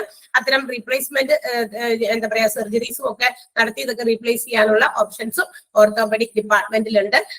അതർ ഡിപ്പാർട്ട്മെന്റ്സ്, അതായത് മറ്റ് തരത്തിലുള്ള ഔട്ട് പേഷ്യന്റ് സർവീസസും അതുപോലെ തന്നെ ഇതിനകത്ത് ട്രീറ്റ് ചെയ്യപ്പെടും. എന്താ ഔട്ട് പേഷ്യന്റ് സർവീസസ് എന്ന് പറയുന്ന കാരണം ഈ ആക്സിഡന്റ് ഒക്കെ പറ്റി എവിടെയെങ്കിലും കൂടിന് പിറഞ്ഞൊക്കെ വീഴുമല്ല. അപ്പൊ നമ്മുടെ ജോയിന്റിന്റെ ഒക്കെ ഡിസ്ലൊക്കേഷൻസ്, ഫ്രാക്ഷൻസ്, ഇത് കയ്യും കാലൊക്കെ ഒടിയുക, അതിന് എന്തെങ്കിലും പൊട്ടൽ വീഴുക, എല്ലുകൾക്കൊക്കെ പൊട്ടൽ വീഴുക, അപ്പൊ അങ്ങനെയുള്ള ട്രീറ്റ്മെന്റുകളൊക്കെ ഈ ഒരു വിഭാഗത്തിലാണ് കൊടുക്കുക. എല്ലാം ഏത് നമ്മുടെ ബോൺസ്, മസിൽസ്, ടെൻഡൻസ്, ലിഗ്മെന്റ്സ്, നീ ക്യാപ്പ്, അങ്ങനെയൊക്കെ ഉള്ള എല്ലാ അസ്ഥി റിലേറ്റഡ് ആയിട്ടുള്ള പ്രോബ്ലംസിനൊക്കെ ഉള്ള solutions will get from orthopaedics department. ഈ ഒരു ഡിപ്പാർട്ട്മെന്റിലാണ്. അത്രയും പഠിക്കാനുള്ളൂ നമുക്ക്. അത്രയൊക്കെ അറിയാം. എല്ലാം നമ്മളുടെ ശരീരത്തിലെ ഈ ഭാഗങ്ങളൊക്കെ പ്രത്യേകിച്ചും അറിയാൻ പറ്റുന്ന കാര്യങ്ങളാണ്. കാരണം ഒരു ഇത് കഴിഞ്ഞ് കഴിയുമ്പോഴേ, ഒരു ഏജ് ഒക്കെ കഴിഞ്ഞ് കഴിയുമ്പോൾ നമുക്ക് എല്ലാവർക്കും ഇങ്ങനെ പല പല പ്രശ്നങ്ങളും എന്താ പറയാ അസ്ഥി സംബന്ധമായിട്ടുള്ളതൊക്കെ ഉണ്ടാകാറുണ്ട്. ലിഗ്മെന്റ് പ്രോബ്ലം ഉണ്ടാകും, ഈ മുട്ടുവേദന ഉണ്ടാകും, മുട്ടില് എന്താ പറയാ ഈ സാധനം അകന്നിരിക്കുന്നതൊക്കെ ഉണ്ടാകും, മുട്ടിന്റെ ചിരട്ടയ്ക്ക് കംപ്ലൈന്റ് ഉള്ളവരുണ്ടാകും, അങ്ങനെയൊക്കെ. പിന്നെ മാത്രമല്ല ഒടിവും ചവിടും ഒക്കെ ചിലപ്പോഴൊക്കെ മിക്കവാറും നമുക്ക് ഒരു പ്രാവശ്യങ്ങളൊക്കെ കിട്ടാത്തവരും ഉണ്ടാവൂല, എവിടെയെങ്കിലൊക്കെ വീണു, കല്ലിന് പൊട്ടി, അങ്ങനെയൊക്കെ അല്ലെ. കൂടുതൽ ആൺകുട്ടികളൊക്കെ ഈ കളിക്കാൻ പോകുന്ന കുട്ടികളിലൊക്കെ ഇങ്ങനെ വീഴ്ചയും ഒക്കെ അത് പതിവാണ്. അപ്പൊ അത്തരം പ്രോബ്ലംസ് ഒക്കെ നമ്മൾ ഓർത്തോപെഡിക്സ് ഡിപ്പാർട്ട്മെന്റിലാണ് ട്രീറ്റ് ചെയ്യപ്പെടുന്നത്. റൈറ്റ്, കിട്ടിയോ? Nothing to be explained here. ഇവിടെ നമുക്ക് കൂടുതൽ എക്സ്പ്ലനേഷന്റെ ആവശ്യമില്ല. ഓൾറെഡി അവിടെ ഏത് റിലേറ്റഡ് ആയ മസ്കുലർ സ്കെലിറ്റൽ ആയിട്ടുള്ള സിസ്റ്റമിനെ ബാധിക്കുന്ന എല്ലാ ട്രീറ്റ്മെന്റുകളും ഓർത്തോപെഡിക്സ് ഡിപ്പാർട്ട്മെന്റിലാണ് കിട്ടുക. മസ്കുലോ സ്കെലിറ്റൽ എന്ന് പറയുമ്പോൾ തന്നെ ആ വേർഡിൽ തന്നെ എല്ലാം ഉണ്ട്. മസിൽസ് ഉണ്ട്, സ്കെലിറ്റൻ മീൻസ് അസ്ഥി എല്ലാം. അതായത് നമ്മളുടെ സ്കെലിറ്റൻ എന്ന് കേട്ടില്ലേ നിങ്ങൾ? സ്കെലിറ്റൻ അസ്ഥികൂടം. എന്താ അത്? നമ്മുടെ ഉള്ളിലുള്ള ഫ്ലഷും സ്കിന്നും ഒക്കെ മാറി ബ്ലഡ് ഒക്കെ മാറിക്കഴിഞ്ഞാൽ ബാക്കിയുള്ളത് വരുന്നതിനെയാണ് നമ്മൾ സ്കെലിറ്റൻ വിളിക്കുക. അത് ബോൺസ് ആണല്ലോ, ബോൺസ് ആണ്. അതുപോലെ തന്നെ നമ്മളുടെ ഈ ശരീരത്തിനൊക്കെ ഇങ്ങനെ ബലമൊക്കെ നൽകാൻ വേണ്ടിയിട്ടുള്ള സാധനം. അതിന് കംപ്ലൈന്റ് വന്നു കഴിഞ്ഞാൽ നമ്മൾ സ്ട്രെങ്തോടുകൂടി നമുക്ക് അധികം നേരം നിൽക്കാൻ പറ്റില്ല. ഓക്കെ, അപ്പൊ ഇത്തരം പ്രശ്നങ്ങൾ ഉള്ളത് കൊണ്ടാണ് ബോൺസിനൊക്കെ ഇതുപോലെയുള്ള ചില പ്രശ്നങ്ങൾ വരുമ്പോഴാണ് നമുക്ക് അത് ശരീരമാകെ എന്തോ ഒരു വേദനയും മറ്റു കാര്യങ്ങളൊക്കെ അനുഭവപ്പെടാം. അപ്പൊ മൊത്തത്തിലുള്ള സ്കെലിറ്റൽ സിസ്റ്റം ഒരുമിച്ചാണ് നമുക്ക് ഓർത്തോപെഡിക്സ് ഡിപ്പാർട്ട്മെന്റിൽ എന്താ പറയാ ട്രീറ്റ് ചെയ്യുന്നത്. Got it? കിട്ടിയോ? യെസ് മാം, കിട്ടി. സോ നൗ അടുത്ത ഡിപ്പാർട്ട്മെന്റിലേക്ക് നമുക്ക് പോകാം. പീഡിയാട്രിക്സ് ആൻഡ് നൈനറ്റോളജി അല്ലെ. നിയോനാറ്റോളജി എന്ന് പറയുന്ന ഡിപ്പാർട്ട്മെന്റ് അല്ലെങ്കിൽ പീഡിയാട്രിക്സ് ഡിപ്പാർട്ട്മെന്റ് ആണ് നമ്മൾ ഇനി അടുത്തത് പഠിക്കാൻ പോകുന്നത്. ഇതൊക്കെ നമുക്ക് ഫെമിലിയർ ആയിട്ടുള്ള ഒരു ഡിപ്പാർട്ട്മെന്റ് ആണ്. കുട്ടികളൊക്കെ ഉള്ളവരാണ് നമ്മളെല്ലാവരും. അതുകൊണ്ട് തന്നെ ഇതൊരു general paediatrics which provides outpatient and also inpatient services care for the sick infants and children. അതായത് കുഞ്ഞു കുട്ടികൾ, ഇൻഫാന്റ് മീൻസ് ശിശു എന്നർത്ഥം അല്ലെ. ചിൽഡ്രൻ എന്ന് പറയുമ്പോൾ കുട്ടികൾ. അതിനേക്കാളും കുറച്ചുകൂടി താഴെയാണ് ഈ ശിശു വരിക, അതായത് ഇൻഫൻസ് വരിക. അപ്പൊ ശിശുക്കൾക്ക്, അതായത് എന്താ പറയാ ജസ്റ്റ് ആഫ്റ്റർ ദ ബർത്ത്, അതായത് കുട്ടി ജനിച്ചു കഴിഞ്ഞാൽ അപ്പൊ തന്നെയുള്ള കുട്ടികളെ, ഒരു 1-2 വയസ്സ് വരെയൊക്കെ ഉള്ള കുട്ടികളെയൊക്കെ നമുക്ക് ശിശുക്കളൊക്കെ ആയിട്ട് പറയാം. അതിനേക്കാളും എബോവ് ചിൽഡ്രൻ, കുട്ടികൾ എന്ന് പറയുന്ന ഈ വിഭാഗത്തിൽ പെടുന്ന ആളുകൾക്ക് വേണ്ടിയിട്ടുള്ള inpatient as well as out patient services are provided in paediatrics. ഈ പീഡിയാട്രിക്സ് വിഭാഗത്തിലാണ് നൽകപ്പെടുന്നത്. ഇനി നിയോനാറ്റോളജി എന്ന് പറയുന്നത് ഒരു സ്പെഷ്യൽ ഒരു ഡിപ്പാർട്ട്മെന്റ് ആണ്. ഇതിന്റെ തന്നെ ഒരു ചെറിയൊരു സ്പെഷ്യാലിറ്റി, കുറച്ചുകൂടി സ്പെഷ്യൽ കെയർ കൊടുക്കാൻ വേണ്ടിയിട്ടുള്ള ഒരു ഡിപ്പാർട്ട്മെന്റ് ആണ് ഇതിന്റെ കീഴിൽ വരുന്നത്. പീഡിയാട്രിക്സിന്റെ സബ് ആയിട്ട് വരുന്നത്, അതിൽ കുറച്ചുകൂടി സ്പെഷ്യലൈസ്ഡ് ആയിട്ടുള്ള കെയർ കൊടുക്കാൻ വേണ്ടിയിട്ടുള്ള ഒരു ഡിപ്പാർട്ട്മെന്റ് ആണ് നിയോനാറ്റോളജി എന്ന് പറയുമ്പോൾ. ഇതെന്തിനു വേണ്ടിയിട്ടാണ്? അങ്ങനെയാണെങ്കിൽ അതിനകത്ത് വീണ്ടും ഒരു സെപ്പറേഷന്റെ ആവശ്യം. Yes, it is to be given to the എന്താ പറയാ പ്രീമെച്യൂർഡ് ചിൽഡ്രൻ. അതായത് നമ്മൾ എന്താ പറയാ ബർത്ത് ഇത്ര മാസത്തില് ഇത്ര ദിവസം ഇത്ര നാഴിക വിനാഴിക എന്നൊക്കെ ആളുകൾ പറയുമല്ലോ. പക്ഷെ some childrens are born before the time അല്ലെ. ടൈമിന് മുമ്പ് ചില കുട്ടികൾ എന്താ പറയാ ജനിക്കാറുണ്ട്. അവരെയാണ് നമ്മൾ പ്രീമെച്യൂർ ബേബി എന്ന് വിളിക്കും അല്ലെ, വിളിക്കാറില്ലേ? പ്രീമെച്യൂർ ബേബി എന്ന് നമ്മൾ അതിനെ വിളിക്കും അത്തരം കുട്ടികളെ. അപ്പൊ ഇവർക്ക് should be given some special care. മറ്റ് സാധാ മാസമൊക്കെ കഴിഞ്ഞ് പ്രസവിച്ച കുട്ടികളെക്കാൾ കൂടുതൽ കെയർ ഇവർക്ക് കൊടുക്കേണ്ടി വരും. അവരെ ഇത്ര സമയമൊക്കെ ഇൻക്യുബേറ്റ് ചെയ്തൊക്കെ അവർക്ക് കൂടുതൽ കെയർ കൊടുക്കേണ്ടി വരും. അവർക്ക് ചിലപ്പോ പാലൊക്കെ സ്വന്തമായിട്ട് കുടിക്കാൻ പറ്റില്ല. അപ്പൊ അവരെ അങ്ങനെ രീതിയിൽ കൂടുതൽ കെയർ കൊടുത്ത് പരിചരിക്കണം. അപ്പൊ അതിന് വേണ്ടിയിട്ട് സ്പെഷ്യലി ഇവർക്ക് വേണ്ടിയിട്ട് അപ്പോയിന്റ് ചെയ്തിരിക്കുന്ന നഴ്സസ് ഒക്കെ ഉണ്ടായിരിക്കും. അപ്പൊ അവരെ ഏത് നേരവും നിരീക്ഷിച്ചുകൊണ്ടിരിക്കണം. അമ്മയിൽ നിന്നും വേർപെടുത്തി ഈ കുട്ടീനെ അവിടെ മാറ്റിക്കൊണ്ടുപോയി കിടത്തി ശുശ്രൂഷിക്കേണ്ടി വരുമല്ലോ. അപ്പൊ അതിന് വേണ്ടിയിട്ടുള്ള എല്ലാ കെയറും ഇവരാണ് പ്രൊവൈഡ് ചെയ്യേണ്ടത്. അപ്പൊ അതിന് വേണ്ടിയിട്ടുള്ള ഒരു സബ് പീഡിയാട്രിക്സിൽ തന്നെ ഒരു സബ് വിഭാഗമാണ് നമ്മുടെ നിയോനാറ്റോളജി എന്ന് പറയുന്ന വിഭാഗം. അപ്പൊ new born infant, those who are pre matured ആകുന്നതിന് മുമ്പ് തന്നെ ബോൺ ചെയ്തിരിക്കുന്ന കുട്ടികളിൽ ഉണ്ടാകുന്ന പല കാര്യങ്ങളും കെയർ ചെയ്ത് അവർക്ക് ട്രീറ്റ്മെന്റ് കൊടുക്കാൻ വേണ്ടിയിട്ടുള്ള ഒരു സ്പെഷ്യൽ സൂപ്പർ സ്പെഷ്യാലിറ്റി അല്ലെങ്കിൽ sub speciality department is known as neonatology എന്ന് പറയുന്നത്. ഓക്കെ, ഇനി ഇതിനകത്ത് ഇതിനു വേണ്ടിയിട്ട് നിയോനാറ്റൽ എന്ന് പറയുന്ന ഒരു ഇന്റൻസീവ് കെയർ യൂണിറ്റ് തന്നെ ഉണ്ട്. നിയോനാറ്റൽ ഇന്റൻസീവ് കെയർ യൂണിറ്റ് എന്ന് പറയുമ്പോൾ NICU. ഇതുപോലെയുള്ള ICU എല്ലാവർക്കും വേണ്ടിയിട്ടുള്ള കോമൺ ആണ്. ഇത് വലിയതും ചെറുതുമൊക്കെ ആയിട്ടുള്ള. എന്നാൽ കുഞ്ഞ് ഈ പറയുന്ന ശിശുക്കളായിട്ട് ജനിക്കുന്ന കുട്ടികളിൽ ഇത്തരം കൂടുതൽ കെയർ കൊടുക്കാൻ വേണ്ടിയിട്ടുള്ള ഒരു ഇന്റൻസീവ് കെയർ യൂണിറ്റ് സെപ്പറേറ്റ് ചില ഹോസ്പിറ്റൽസിലൊക്കെ ഉണ്ടായിരിക്കും. അതാണ് NICU. അതിന്റെ ഫുൾ ഫോം മറക്കണ്ട.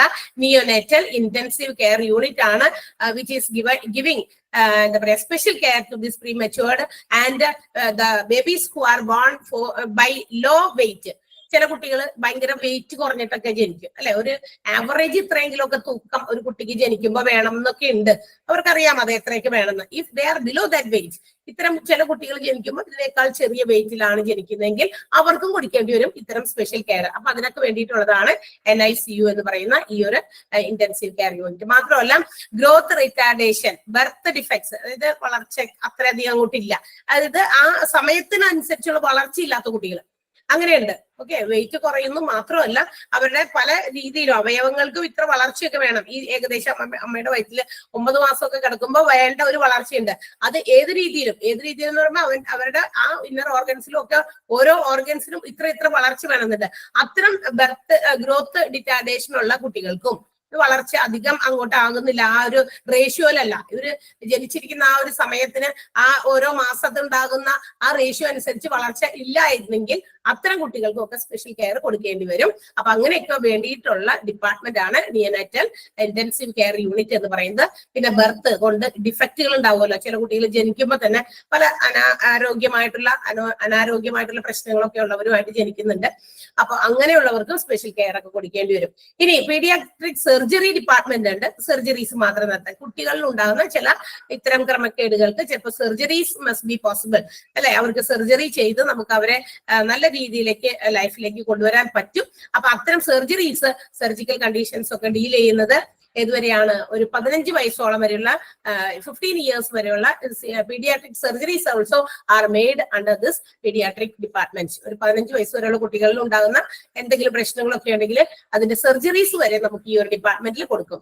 15 വയസ്സ് കഴിഞ്ഞാൽ ഇല്ല. ഓക്കെ, അപ്പൊ അതുവരെയാണ്. അപ്പൊ ഇത്രയും കാര്യങ്ങളാണ് പീഡിയാട്രിക്സ് അല്ലെങ്കിൽ നിയോനാറ്റോളജി എന്ന് പറയുന്ന ഡിപ്പാർട്ട്മെന്റ് വരെ. പീഡിയാട്രിക്സിന്റെ അണ്ടറിൽ വരുന്നതാണ് നിയോനാറ്റോളജി. അത് പ്രിമച്വർ ബേബീസിന്, ഗ്രോത്ത് റിട്ടാർഡേഷൻ ഉള്ള കുട്ടികൾക്ക്, ലോ വെയിറ്റ് ഉള്ള കുട്ടികൾക്ക് സ്പെഷ്യൽ കെയർ കൊടുക്കുന്നതിന് വേണ്ടിയിട്ടുള്ള പീഡിയാട്രിക്സിലെ ഒരു സബ് സ്പെഷ്യാലിറ്റി ഡിപ്പാർട്ട്മെന്റ് ആണ് നിയോനാറ്റോളജി. അതുപോലെ തന്നെ അതിന്റെ ഇന്റൻസീവ് കെയർ യൂണിറ്റ്. ക്ലിയർ ആണോ? സർജിക്കൽ കണ്ടീഷൻസ് 15 years വരെയാണ്. Is it clear? Yes ma'am. എല്ലാവർക്കും ക്ലിയർ ആയോ? Yes, okay. സോ നമുക്ക് അടുത്ത ഡിപ്പാർട്ട്മെന്റിലേക്ക് പോകാം. ഏതാണത്? ഇച്ചിരി പേടിക്കേണ്ട ഡിപ്പാർട്ട്മെന്റ് ആണ് അല്ലെ, സൈക്കിയാട്രി. എന്താണത്?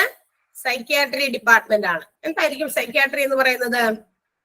അതായത് നമ്മളിൽ ഉണ്ടാകുന്ന ബിഹേവിയറൽ കോഗ്നിറ്റീവ് ഫങ്ഷൻസിൽ ഉണ്ടാകുന്ന ഡിസ്റ്റർബൻസ്, ഇതിന്റെയൊക്കെ ഒരു ട്രീറ്റ്മെന്റ് പ്രൊവൈഡ് ചെയ്യുന്ന, അതിനെ കുറിച്ച് പഠനങ്ങൾ നടത്തി ഇൻവെസ്റ്റിഗേഷൻസ് നടത്തി അതിന് മെഡിസിൻസ് ഒക്കെ പ്രൊവൈഡ് ചെയ്യുന്ന ഒരു ഡിപ്പാർട്ട്മെന്റ് ആണ്. Psychiatry is the branch of medicine that deals with the diagnosis, treatment, prevention of emotional, behavioural, cognitive disturbance. Cognitive എന്ന് പറഞ്ഞാൽ ബുദ്ധിപരമായിട്ടുള്ള, വൈജ്ഞാനികപരമായിട്ടുള്ള അപാകതകൾ. ചില കാര്യങ്ങൾ നമ്മൾ കാണുമ്പോൾ ചിലതിനോട് എങ്ങനെ റിയാക്ട് ചെയ്യണമെന്നൊക്കെ അറിയാലോ അല്ലെ. നമ്മളുടെ മുന്നിൽ എന്ത് വരുമ്പോഴും നമ്മൾ യൂഷ്വലി എങ്ങനെ ബിഹേവ് ചെയ്യുന്നു, എങ്ങനെ റിയാക്ട് ചെയ്യുന്നു. ചിലര് അങ്ങനെ ആയിരിക്കില്ല, ചില അബ്നോർമൽ രീതിയിൽ എന്ത് ചെയ്യും, റിയാക്ട് ചെയ്യും. അപ്പൊ നമ്മൾ മനസ്സിലാവും ഇതിനെന്തോ കുഴപ്പമുണ്ടല്ലോ എന്ന് മനസ്സിലാക്കും അല്ലെ. നമ്മൾ സിനിമകളിലൊക്കെ കണ്ടിട്ടുണ്ട്, പണ്ടത്തെ സിനിമയിലൊക്കെ കണ്ടിട്ടുണ്ട് ഇല്ലേ, ഡോക്ടറുടെ മുമ്പിൽ ഇരിക്കുന്ന, നിങ്ങൾ കണ്ടിട്ടുണ്ടോ എനിക്കറിയില്ല, ഞാൻ കണ്ടിട്ടുണ്ട്. ഒരു സിനിമയിലുണ്ട്, ഡോക്ടറുടെ മുമ്പിൽ ഒരു പേഷ്യന്റിനെ കൊണ്ടുവന്നിരിക്കുകയാണ്, ഇത്തരം അബ്നോർമാലിറ്റീസ് ഉള്ള ഒരാളെ കൊണ്ടുവന്നിരിക്കുന്നത്. അപ്പൊ എന്ത് ചെയ്യുന്നു, കാര്യങ്ങൾ പറഞ്ഞ് മനസ്സിലാക്കുന്നതിന്റെ സമയത്ത് ഡോക്ടറുടെ മുഖത്ത് ഒരു ഈച്ച വന്നിരിക്കും, എന്ത് ചെയ്യും, ഒറ്റയടി കൊടുക്കും അല്ലെ. അങ്ങനെയാണോ നമ്മൾ റിയാക്ട് ചെയ്യണ? മുഖത്ത് ഒരു ഈച്ച വന്നിരിക്കുമ്പോ ആളെ കൂടി എന്താ പറയാ, നമ്മൾ ഡിസ്റ്റർബ് ചെയ്യുന്ന രീതിയിലാണ് ആ ഒരു അടി അല്ലെ. നമ്മൾ പ്രതീക്ഷിക്കാതിരിക്കുന്ന ഒരു രീതിയിൽ ഒരു ഒറ്റയടി കിട്ടി കഴിയുമ്പോ നമുക്ക് എന്തായിരിക്കും അല്ലെ. അപ്പൊ അതൊരു എന്താ പറയാ, ഒരു കോഗ്നിറ്റീവ് ആയിട്ടുള്ള ഒരു ഡിസ്റ്റർബൻസ് ആണ്. ദാറ്റ് മീൻസ് ആ ഒരു ഈച്ചയെ ഓടിച്ചു കളയുക എന്നുള്ളതാണ്. മുഖത്തൊക്കെ വന്നിരിക്കുന്ന സമയത്ത് നമ്മൾ അവിടെ അടിക്കുന്നതും നമ്മുടെ കയ്യിൽ ഒരു അടി അടിക്കുന്നതും തമ്മിൽ ഒത്തിരി വ്യത്യാസമുണ്ട്. അപ്പൊ എങ്ങനെ ഓരോരുത്തരും റിയാക്ട് ചെയ്യുന്നു ഓരോ പർട്ടിക്കുലർ സിറ്റുവേഷൻസിൽ, അത് ബുദ്ധിപരമായിട്ട് നമ്മൾ ഏത് രീതിയിലും ചെയ്യുമ്പോൾ ഒരു എല്ലാവരും ചെയ്യുന്നത് ഇങ്ങനെയൊക്കെ തന്നെയാണ്. ഓക്കെ, ഇതിനെന്താ ചെയ്യാൻ, ആ ഈച്ചേനെ ഓടിച്ചു കളഞ്ഞു, അല്ലെങ്കിൽ ഡോക്ടർ അത് അറിഞ്ഞിട്ടില്ലെങ്കിൽ ഒന്ന് ഈച്ച നമ്മൾ എന്തെങ്കിലും പറയും അല്ലെ. അപ്പൊ അതിന് തൂത്തുകളയോ അല്ലെങ്കിൽ ഓടിച്ചു കളയോ അല്ലെങ്കിൽ അത് എന്തെങ്കിലും അങ്ങനെ ചെയ്യും. അല്ലാതെ മുഖത്ത് ആഞ്ഞടിക്കുക എന്ന് പറയുന്നത് അതൊരു അബ്നോർമാലിറ്റിയിലേക്ക് പോയി അതുപോലെ പല റിയാക്ഷൻസ് ഇതുപോലെ ചെയ്യുന്നവരൊക്കെ ഉണ്ട്. അപ്പൊ നമ്മളുടെ ഇത്തരം ഇമോഷണൽ അല്ലെങ്കിൽ ഇത്തരം ബിഹേവിയർ അല്ലെങ്കിൽ ഇത്തരം വൈജ്ഞാനികപരമായിട്ട് നമ്മൾ ചെയ്യേണ്ട കാര്യങ്ങൾ ഇതൊക്കെ ഡിസ്റ്റർബ്ഡ് ആകുന്ന ആളുകൾക്ക് വേണ്ടിയിട്ട് ട്രീറ്റ്മെന്റ് കൊടുക്കുക, അത്തരം കാര്യങ്ങളിൽ നിന്ന് അവരെ പ്രിവെന്റ് ചെയ്ത് അവരെ നോർമൽ സ്റ്റേജിലേക്ക് കൊണ്ടുവരിക, ഇതിനെല്ലാത്തിനും വേണ്ടിയിട്ടുള്ള ഒരു ഡിപ്പാർട്ട്മെന്റ് ആണ് സൈക്യാട്രി എന്ന് പറയുന്ന വിഭാഗം. ഓക്കെ, അപ്പൊ ഇവിടെ ചില പ്രശ്നങ്ങളൊക്കെ എല്ലാവർക്കും സിമിലർ ആയിട്ടുള്ള പ്രശ്നങ്ങളായിരിക്കില്ല, എല്ലാവർക്കും പല പല രീതിയിലുള്ള പ്രശ്നങ്ങളായിരിക്കും. അപ്പൊ ഇത് ഓരോന്നും മനസ്സിലാക്കുക, പഠിക്കുക, പേഷ്യൻസിനെ ട്രീറ്റ് ചെയ്യുക, അവരുടെ മെന്റൽ ഇൽനെസ് ഡിസോർഡേഴ്സ് ഒക്കെ ക്യൂർ ചെയ്ത് കൊടുക്കുക എന്നുള്ളതാണ് ഈ ഡിപ്പാർട്ട്മെന്റിൽ പ്രധാനമായിട്ടും ചെയ്യുക. And the services which they provide, അവർ പ്രൊവൈഡ് ചെയ്യുന്ന സേവനങ്ങൾ എന്ന് പറയുന്നത് സൈക്കോ സോഷ്യൽ എന്താ പറയാ കൗൺസിലിംഗ് കൊടുക്കുക. സൈക്കോ സോഷ്യൽ അതായത് മാനസികപരമായിട്ടുള്ള സാമൂഹ്യപരമായിട്ടുള്ള ഇടപെടലുകളൊക്കെ നടത്തുന്നതിന് വേണ്ടിയിട്ട് ഇവരൊരു കൗൺസിലിങ്ങിന് എന്ത് ചെയ്യുക, വിധേയരാക്കുക. അതായത് സമൂഹത്തിൽ എങ്ങനെ പ്രവർത്തിക്കണം, ഇത്തരം ആളുകളുടെ മൈൻഡ് ഡിസോർഡർ ആയി കിടക്കുകയാണ്. ഒരു സമൂഹത്തിൽ നമ്മൾ എങ്ങനെ ഇരിക്കുമ്പോൾ ബിഹേവ് ചെയ്യണം എന്ന് ചിലപ്പോൾ അവർക്ക് അവരുടെ മൈൻഡ് അതനുസരിച്ച് കോൺസെൻട്രേറ്റ് ചെയ്ത് അവർക്ക് ചെയ്യാൻ പറ്റുന്നില്ല. അപ്പൊ അതിലേക്ക് കൊണ്ടുവരാൻ അവരെ ഒരു കൗൺസിലിങ്ങിന് വിധേയമാക്കുക, അതൊരു സർവീസ് അവർ കൊടുക്കുന്നതാണ്. പിന്നെന്താ, investigating, diagnosing, treating psychiatric illness, ആ മെന്റലി പരമായിട്ടുള്ള ഡിസോർഡേഴ്സ് ട്രീറ്റ് ചെയ്ത് മനസ്സിലാക്കി അതെന്താണെന്ന് മനസ്സിലാക്കിയിട്ട് ട്രീറ്റ് ചെയ്ത് മരുന്നുകളൊക്കെ പ്രൊവൈഡ് ചെയ്ത് അതിനെ പ്രിവെന്റ് ചെയ്യാം. പിന്നെന്താ, IQ ടെസ്റ്റുകൾ നടത്തുക, അതായത് കോമൺ സെൻസ് മെഷർ ചെയ്യുന്നതിനുള്ള IQ ടെസ്റ്റുകളൊക്കെ എന്ത് ചെയ്യുക, നടത്തുക പേഷ്യൻസിൽ. IQ ടെസ്റ്റ് ചെയ്യുന്ന പറയുമ്പോൾ ഇത് മാറിയോ എന്നറിയുന്നതിന് ഇവരുടെ റിയാക്ഷൻ തന്നെയാണ് നമുക്ക് പറ്റുള്ളൂ. ഇവർക്ക് മരുന്ന് കൊടുക്കുന്നുണ്ട്, മരുന്ന് കൊടുക്കുമ്പോൾ അത് ഓക്കെ ആയോ, ആ മെഡിസിൻസ് അവരിൽ ഇഫക്ട് ചെയ്ത് ആ രോഗത്തെ ഭേദമാക്കാൻ പറ്റുന്നുണ്ടോ എന്ന് അറിയാൻ വേണ്ടിയിട്ട് ചില ടെസ്റ്റുകൾ, കോമൺ സെൻസ് അളക്കുന്നതിനുള്ള ചില ടെസ്റ്റുകൾ നടത്തുക. ഡി അഡിക്ഷൻ സർവീസസ് പ്രൊവൈഡ് ചെയ്യുക. ചിലപ്പോൾ ഇത്തരം ഡിസോർഡേഴ്സ് വന്നത് ഏതെങ്കിലും പ്രത്യേക സാധനങ്ങളിൽ ഉണ്ടാകുന്ന അമിതമായ അഡിക്ഷൻ കൊണ്ടുണ്ടാകുന്നതാകാം. ഈ അബ്നോർമാലിറ്റീസ് വരാനേ ഉള്ള കാരണം ഏതെങ്കിലും പ്രത്യേക കാര്യത്തിൽ കൂടുതൽ ശ്രദ്ധ കൊടുത്ത് അതിലേക്ക് കൂടുതൽ കോൺസെൻട്രേറ്റ് ചെയ്ത് അതിന് അഡിക്റ്റ് ആകുന്നതിന്റെ ഫലമായിട്ടുണ്ടാകുന്നതാകാം. ചിലര് എന്താ പറയാ ലിക്കറിന് അടിമപ്പെട്ടത് കൊണ്ട് കുറെ കഴിയുമ്പോൾ അങ്ങനെ വരുന്നതാകാം, അല്ലെങ്കിൽ പുകവലിക്കുന്നതുമായിട്ട് ബന്ധപ്പെട്ടതാകാം. ഇപ്പൊ നമ്മള് വീഡിയോസിലൊക്കെ ചിലപ്പോൾ കാണുന്നുണ്ട്, ഫേക്ക് ആണോ അല്ലെ നമുക്കറിയില്ല, പക്ഷെ എങ്കിലും കാണുന്നുണ്ട്. മൊബൈൽ അധികം കുട്ടികൾ യൂസ് ചെയ്യുന്നതിന്റെ ഫലമായിട്ട് അവരുടെ റിയാക്ഷൻസ് സാധാ കുട്ടികൾ റിയാക്ട് ചെയ്യുന്നത് പോലെയല്ല, അവരിൽ ഉണ്ടാകുന്ന ചില റിയാക്ഷൻ വ്യതിയാനങ്ങൾ, ഇതിനൊക്കെ ഓരോ കാരണങ്ങളാണ്, ഇതൊക്കെ ഓരോ കോസസ് ആണ്. ഇത്തരം കാര്യങ്ങൾ, ഇത്തരം മെന്റൽ ഡിസോർഡേഴ്സ് അല്ലെങ്കിൽ ഇത്തരം നമുക്ക് കോഗ്നിറ്റീവ് ഫങ്ഷൻസിൽ ഉണ്ടാകുന്ന ഡിസ്റ്റർബൻസ് വരാനുള്ള സാധ്യതകളുടെ ഒരു കാര്യമാണ് പറഞ്ഞത്. ഇതൊക്കെ ഇതിന് കാരണമാകാം. മെനി അതർ പ്രോബ്ലംസ് ആകാം, മറ്റ് നമുക്ക് നമ്മുടെ ചുറ്റുപാടിൽ നിന്ന് കിട്ടുന്ന നമുക്ക് ഉണ്ടാകുന്ന സ്ട്രെസ് ആകാം, എന്തുമാകാം. നമ്മളുടെ മാത്രം പ്രശ്നങ്ങൾ കൊണ്ടല്ല എന്നാണ് ഞാൻ പറഞ്ഞത്. നമ്മളുടെ മാത്രം പ്രശ്നങ്ങൾ കൊണ്ട് നമ്മൾ സ്വന്തമായിട്ട് ക്രിയേറ്റ് ചെയ്ത മെന്റൽ ഡിസോർഡർ അല്ല, നമ്മുടെ ചുറ്റുപാടിൽ നിന്നും നമ്മുടെ എന്താ പറയാ നമ്മൾ ആയിരിക്കുന്ന സറൗണ്ടിങ്സിൽ നിന്ന് കിട്ടുന്ന നമ്മളുടെ എന്താ പറയാ സ്ട്രെസ് ആകാം ചില ആളുകളെ ഇങ്ങനെ ഒരു സിറ്റുവേഷൻസിലേക്ക് നയിച്ചിട്ടുണ്ടാകുക. അപ്പൊ ഇതെല്ലാം ആണെങ്കിലും ഇത്തരം കാര്യങ്ങൾ കൂടി സർവീസസ് കൂടി സൈക്കാട്രി ഡിപ്പാർട്ട്മെന്റ് പ്രൊവൈഡ് ചെയ്യുന്നുണ്ട്. അപ്പൊ behavioural, emotional, cognitive disturbance treat ചെയ്യുക, പ്രിവെന്റ് ചെയ്യുക എന്നുള്ള ഉദ്ദേശത്തോടെയുള്ള ഡിപ്പാർട്ട്മെന്റ് ആണ്. മാത്രമല്ല ഇത് പ്രൊവൈഡ് ചെയ്യുന്ന എക്സ്ട്രാ ട്രീറ്റ്മെന്റുകളാണ് അല്ലെങ്കിൽ സർവീസസ് ആണ്. സൈക്കോ സോഷ്യൽ കൗൺസിലിംഗ് പ്രൊവൈഡ് ചെയ്യുക, investigating, treating and diagnosing psychiatric illness എല്ലാം മനസ്സിലാക്കി അതിന് മരുന്ന് കൊടുക്കുക, IQ ടെസ്റ്റുകൾ കണ്ടക്ട് ചെയ്യുക, ഡി അഡിക്ഷൻ സർവീസസ് പ്രൊവൈഡ് ചെയ്യുക. അപ്പൊ അതിൽ നിന്നൊക്കെ ആ അഡിക്ഷൻ വന്നതിൽ നിന്ന് മാറ്റാൻ വേണ്ടിയിട്ടുള്ള ചില സർവീസസ് ചിലപ്പോൾ എവിടെയെങ്കിലുമൊക്കെ നിർത്തി മറ്റേതെങ്കിലും കാര്യങ്ങളിലേക്ക് ഇവരുടെ ശ്രദ്ധയെ കൊണ്ടുവരുന്ന രീതിയിൽ അത്തരം ആക്ടിവിറ്റീസിൽ അവരെ എന്ത് ചെയ്യുക, ഇൻവോൾവ് ചെയ്യിപ്പിച്ച് അതിൽ നിന്നൊക്കെ മാറ്റിക്കൊണ്ടുവരാൻ പറ്റും. ഓക്കെ, അപ്പൊ അത്തരം സെന്റേഴ്സും ഉണ്ട് ഇന്ന് ഒത്തിരി. അപ്പൊ അത്തരം സർവീസ് പ്രൊവൈഡ് ചെയ്യുന്ന സെന്റേഴ്സിൽ കൊണ്ടാക്കി അവരതിൽ നിന്നൊക്കെ മാറ്റാൻ പറ്റുന്ന ഒരു രീതി, അതൊക്കെ ഇവർ കൊടുക്കുന്ന എക്സ്ട്രാ സർവീസസ് ആണ്. റൈറ്റ്, ക്ലിയർ ആണോ? വേഗം പറ, പോയ എല്ലാവരും തമ്പൊക്കെ വന്നാലും മതി. Yes ma'am, yes ma'am. Okay, clear ആണ്. ചാടി പറയണം. നിങ്ങൾ അവിടുന്ന് ചാടി പറയുമ്പോൾ എനിക്ക് ഇവിടുന്ന് ചാടി പറയാൻ പറ്റുള്ളൂ. Your energy will reflect in me. നിങ്ങളുടെ എനർജി എന്നിലൂടെ അവിടെ റിഫ്ലക്ട് ചെയ്ത് വരും. അല്ലെങ്കിൽ ചിലപ്പോ ഞാനും പിള്ളേരൊന്നും മിണ്ടുന്നില്ലല്ലോ എന്നൊക്കെ ഞാൻ വിചാരിക്കും അവിടെ ആരും ഇല്ലാന്ന്. കാരണം നിങ്ങൾ ഓഫ് ചെയ്ത് വെച്ചേക്കല്ലേ, ക്യാമറ ഈസ് നോട്ട്, ഞങ്ങൾക്ക് വേണ്ടിയിട്ട് നിങ്ങളുടെ മുഖം കാണിക്കുന്നില്ല. നിങ്ങൾ അവിടെ എങ്ങനെ റിയാക്ട് ചെയ്യുന്നു നിങ്ങൾക്ക് മനസ്സിലാവില്ല എന്നാ തോന്നണേ. ഞാൻ ഇവിടെ ഇരുന്നിട്ട് എന്തോ ഇങ്ങനെ ഏതോ ഒരു അന്യഭാഷയൊക്കെ സംസാരിക്കണ പോലെയൊക്കെ തോന്നണ്ടാവുന്നാവോന്നാണ് ഞാനും വിചാരിക്കുക നിങ്ങൾ മിണ്ടാതിരിക്കുമ്പോ. ഓക്കെ, ക്ലിയർ ആണല്ലോ എല്ലാവർക്കും? ക്ലിയർ ആണ് മാം. Okay, thank U. നമുക്ക് അടുത്തൊരു ഡിപ്പാർട്ട്മെന്റ് കൂടി പറയാം, എന്നിട്ട് നമുക്ക് നോട്ട് എഴുതാൻ പറ്റുമെങ്കിൽ എഴുതാൻ പറ്റും. ഓക്കെ, അടുത്തതാണ് പൾമനോളജി. എന്താണ് പൾമനോളജി എന്ന് പറയുന്നത്? It deals with the problems of our lungs and respiratory system. നമ്മുടെ ലങ്സ് അറിയാലോ അല്ലെ? ലങ്സും അതുപോലെ തന്നെ ശ്വാസകോശ സംബന്ധമായ പ്രശ്നങ്ങൾ അല്ലെ, റെസ്പിറേറ്ററി സിസ്റ്റമാണ് നമ്മുടെ ഇൻഹേലിംഗ് എക്സ്ഹേലിംഗ് ആയിട്ട് ബന്ധപ്പെട്ട പ്രശ്നങ്ങൾ, അങ്ങനത്തെ പ്രോബ്ലംസ് ഒക്കെ ആയിട്ട് ബന്ധപ്പെട്ടിട്ടുള്ള എല്ലാ രോഗങ്ങൾക്കുമുള്ള ഒരു ഡിപ്പാർട്ട്മെന്റ് ആണ്, ഒരു medical department, medical speciality department ആണ് പൾമനോളജി എന്ന് പറയുന്നത്. ഈ പൾമനോളജി ഡിപ്പാർട്ട്മെന്റിന് there are other names, വേറെ പേരുണ്ട് കേട്ടോ, ഓർത്ത് വെക്കണേ. Respirology, respiratory medicine, chest medicine. എത്ര പേരുണ്ട് അപ്പോ? പൾമനോളജിക്ക് തന്നെ 3 പേര് എക്സ്ട്രാ വന്നിട്ടുണ്ട്. ദാറ്റ് മീൻസ് ഓൾ ടോട്ടൽ 4 പേരിൽ അറിയപ്പെടുന്നുണ്ട്. Pulmonology, റെസ്പിറോളജി, respiratory medicine and chest medicine. ഈ പേരുകൾ എന്തായാലും അങ്ങനെ കണക്ട് തന്നെ പഠിക്കണം ചെയ്ത്, കാരണം അതിന്റെ അതർ നെയിം ചോദിക്കാം, അല്ലെങ്കിൽ ഇതിനകത്ത് ഈ പൾമനോളജിയുടെ പേരിൽ അല്ലാതെ വരുന്നത് ഏതാണ് എന്നൊക്കെ ചോദിക്കാം അല്ലെ. അപ്പൊ അങ്ങനെയുള്ള ക്വസ്റ്റ്യൻസ് ഒക്കെ വരാം, അതുകൊണ്ട് അത് എല്ലാം ഓർത്തിരിക്കുക. റെസ്പിറോളജി, respiratory medicine and also chest medicine എന്നൊക്കെ ഇതിന് പേരുണ്ട്.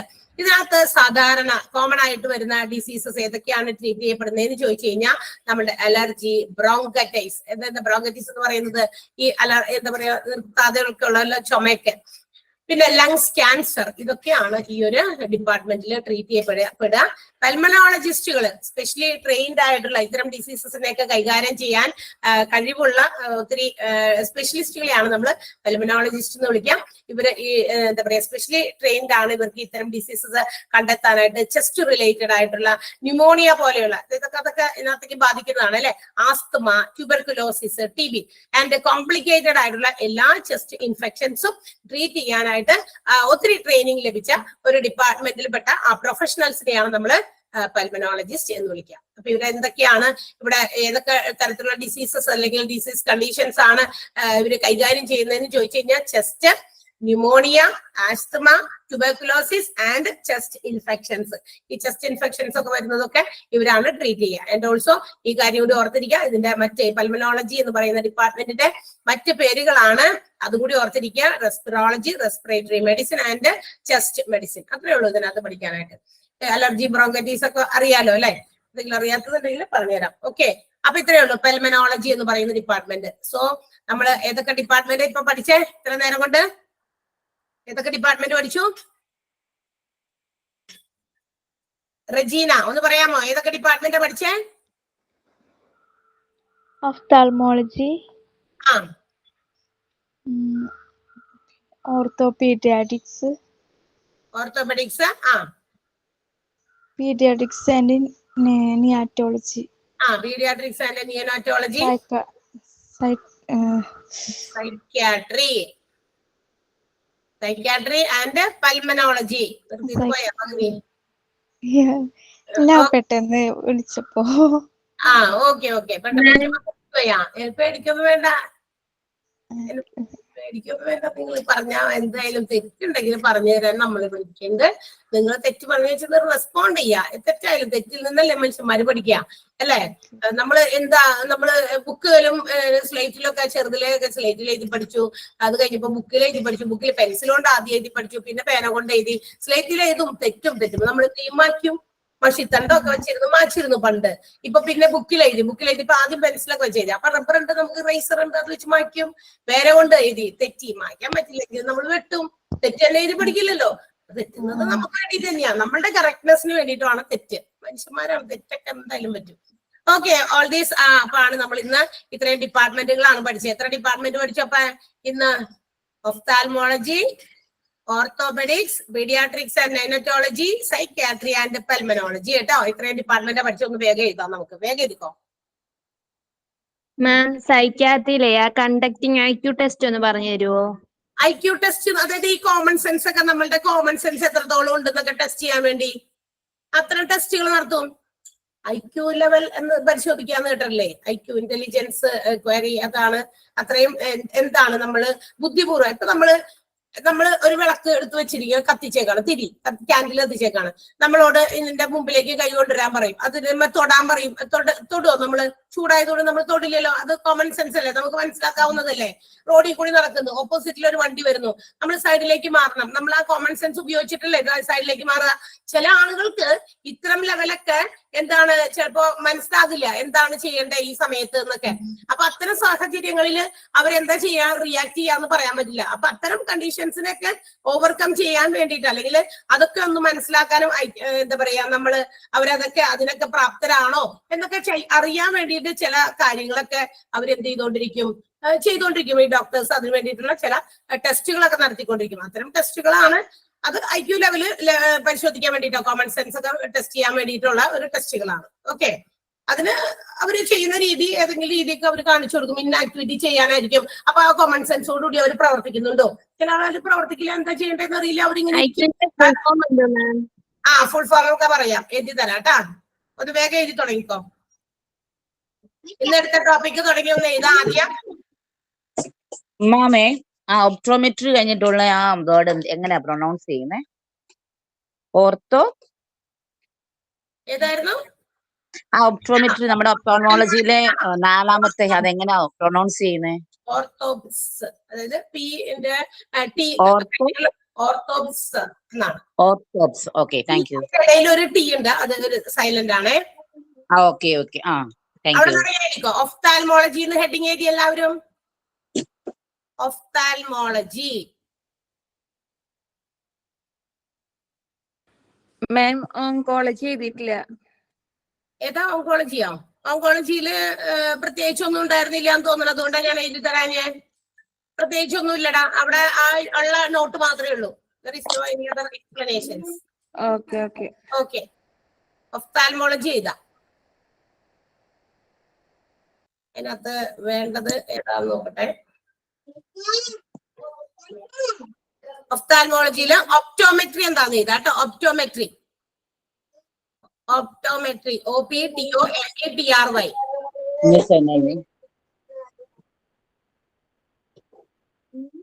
ഓക്കെ, ഒപ്റ്റോമെട്രിയില് ഒരു ഹൈഫ്രേറ്റഡ് എഴുതാം. Health care. ഇനി ഓഫ് ചെയ്തോ, മ്യൂട്ട് ചെയ്യുക Jessy. Sorry ma'am. Okay, health care professions. Health care profession that involve INVOLVE, that involve examining, EXAMINING, examining, that involve examining the eyes and examining the eyes, EYES, eyes,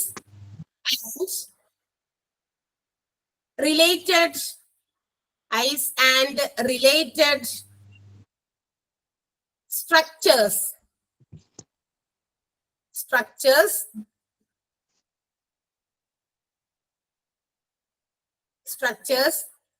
of defects or abnormalities, of defect, DEFECTS, അപാകതകള്, or abnormalities, normal അല്ലാത്തത് ആയിട്ടുള്ള കണ്ണിന്റെ പല പ്രശ്നങ്ങൾക്കും ഉള്ള ഒരു പ്രൊഫഷനാണ് optometry എന്ന് പറയുന്നത്. Related structures of defect or abnormalities.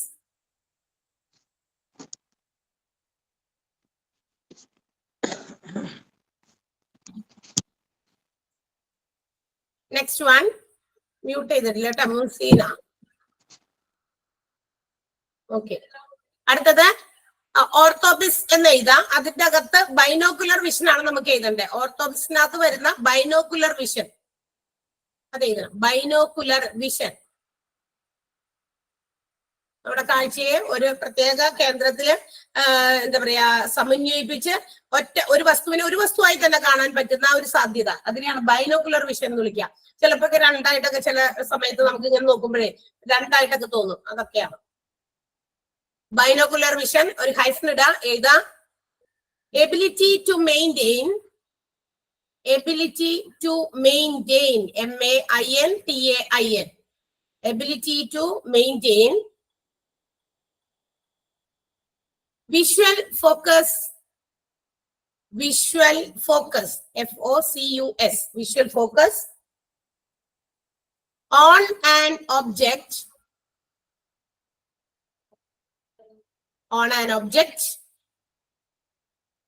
visual focus on an object with both eyes,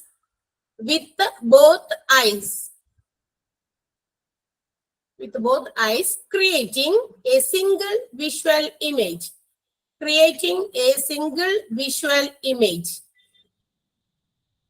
single vision നൽകുന്ന ഒരു ഇമേജ് ആക്കി മാറ്റുന്നതിന് വേണ്ടിയിട്ട് നമ്മുടെ ഏതെങ്കിലും ഒരു പ്രത്യേക വസ്തുവിൽ കൃത്യമായിട്ട് ആ വസ്തുവിലേക്ക് തന്നെ നമ്മുടെ വിഷൻ കോൺസെൻട്രേറ്റ് ചെയ്യാൻ പറ്റുന്ന എബിലിറ്റി, അതിനെയാണ് നമ്മൾ ബൈനോക്കുലർ വിഷൻ എന്ന് വിളിക്കുക. കൂടുതലും കുട്ടികളിലാണ് ചിലപ്പോഴൊക്കെ അത് കാണപ്പെടുന്നത്. Single visual image, creating a single visual image. Okay, അടുത്തതില് ഓർത്തോപെഡിക്സിനകത്ത് പ്രത്യേകിച്ചൊന്നുമില്ല, അത് അവിടെ തന്നെ പറഞ്ഞിട്ടുണ്ട്. എന്താണ് മസ്കുലർ സ്കെലിറ്റൽ സിസ്റ്റം എന്ന് എന്താന്ന് ചോദിച്ചു കഴിഞ്ഞാൽ അതിനകത്ത് പെടുന്നതാണ് ബോൺസ് അല്ലട്ടോ, ബോൺസ്, മസിൽസ്, ടെൻഡൻസ്, ലിഗ്മെന്റ്സ്, ഇതൊക്കെ ആ മസ്കുലർ സ്കെലിറ്റലിനകത്ത് പെടുന്ന സാധനങ്ങളാണ്. അവിടെ തന്നെ ഉണ്ട് അത്, അതുകൊണ്ട് അത് നമുക്ക് സെപ്പറേറ്റ് ചെയ്തേണ്ട ആവശ്യമില്ല. ബോണസ് ഒന്ന് മാറ്റണേ, ബോൺസ് എന്നാക്കുക.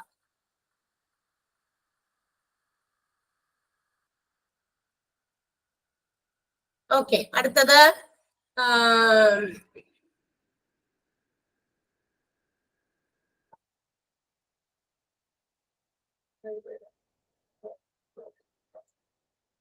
അടുത്തത് പീഡിയാട്രിക്സിനകത്ത് ഇതാ ഇൻട്രോട്ടറിൻ ഗ്രോത്ത് റിട്ടാർഡേഷൻ, അതൊന്ന് എഴുതിയേക്കാം.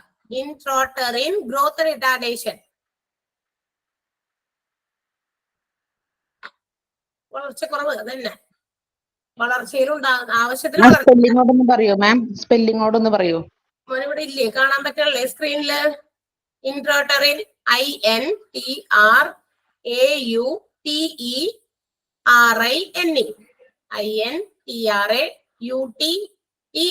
INTRAUTERINE, intrauterine growth retardation, growth retardation, RETARDATION, growth retardation. Intrauterine growth retardation, put a hyphen, എന്നിട്ട് ഇതാ a condition intrauterine growth retardation, RETARDATION. Clear? Okay ma'am.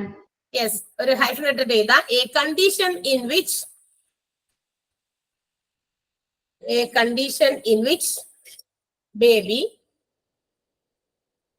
baby doesn't, DOESN, does not in the short form, doesn't grow to normal weight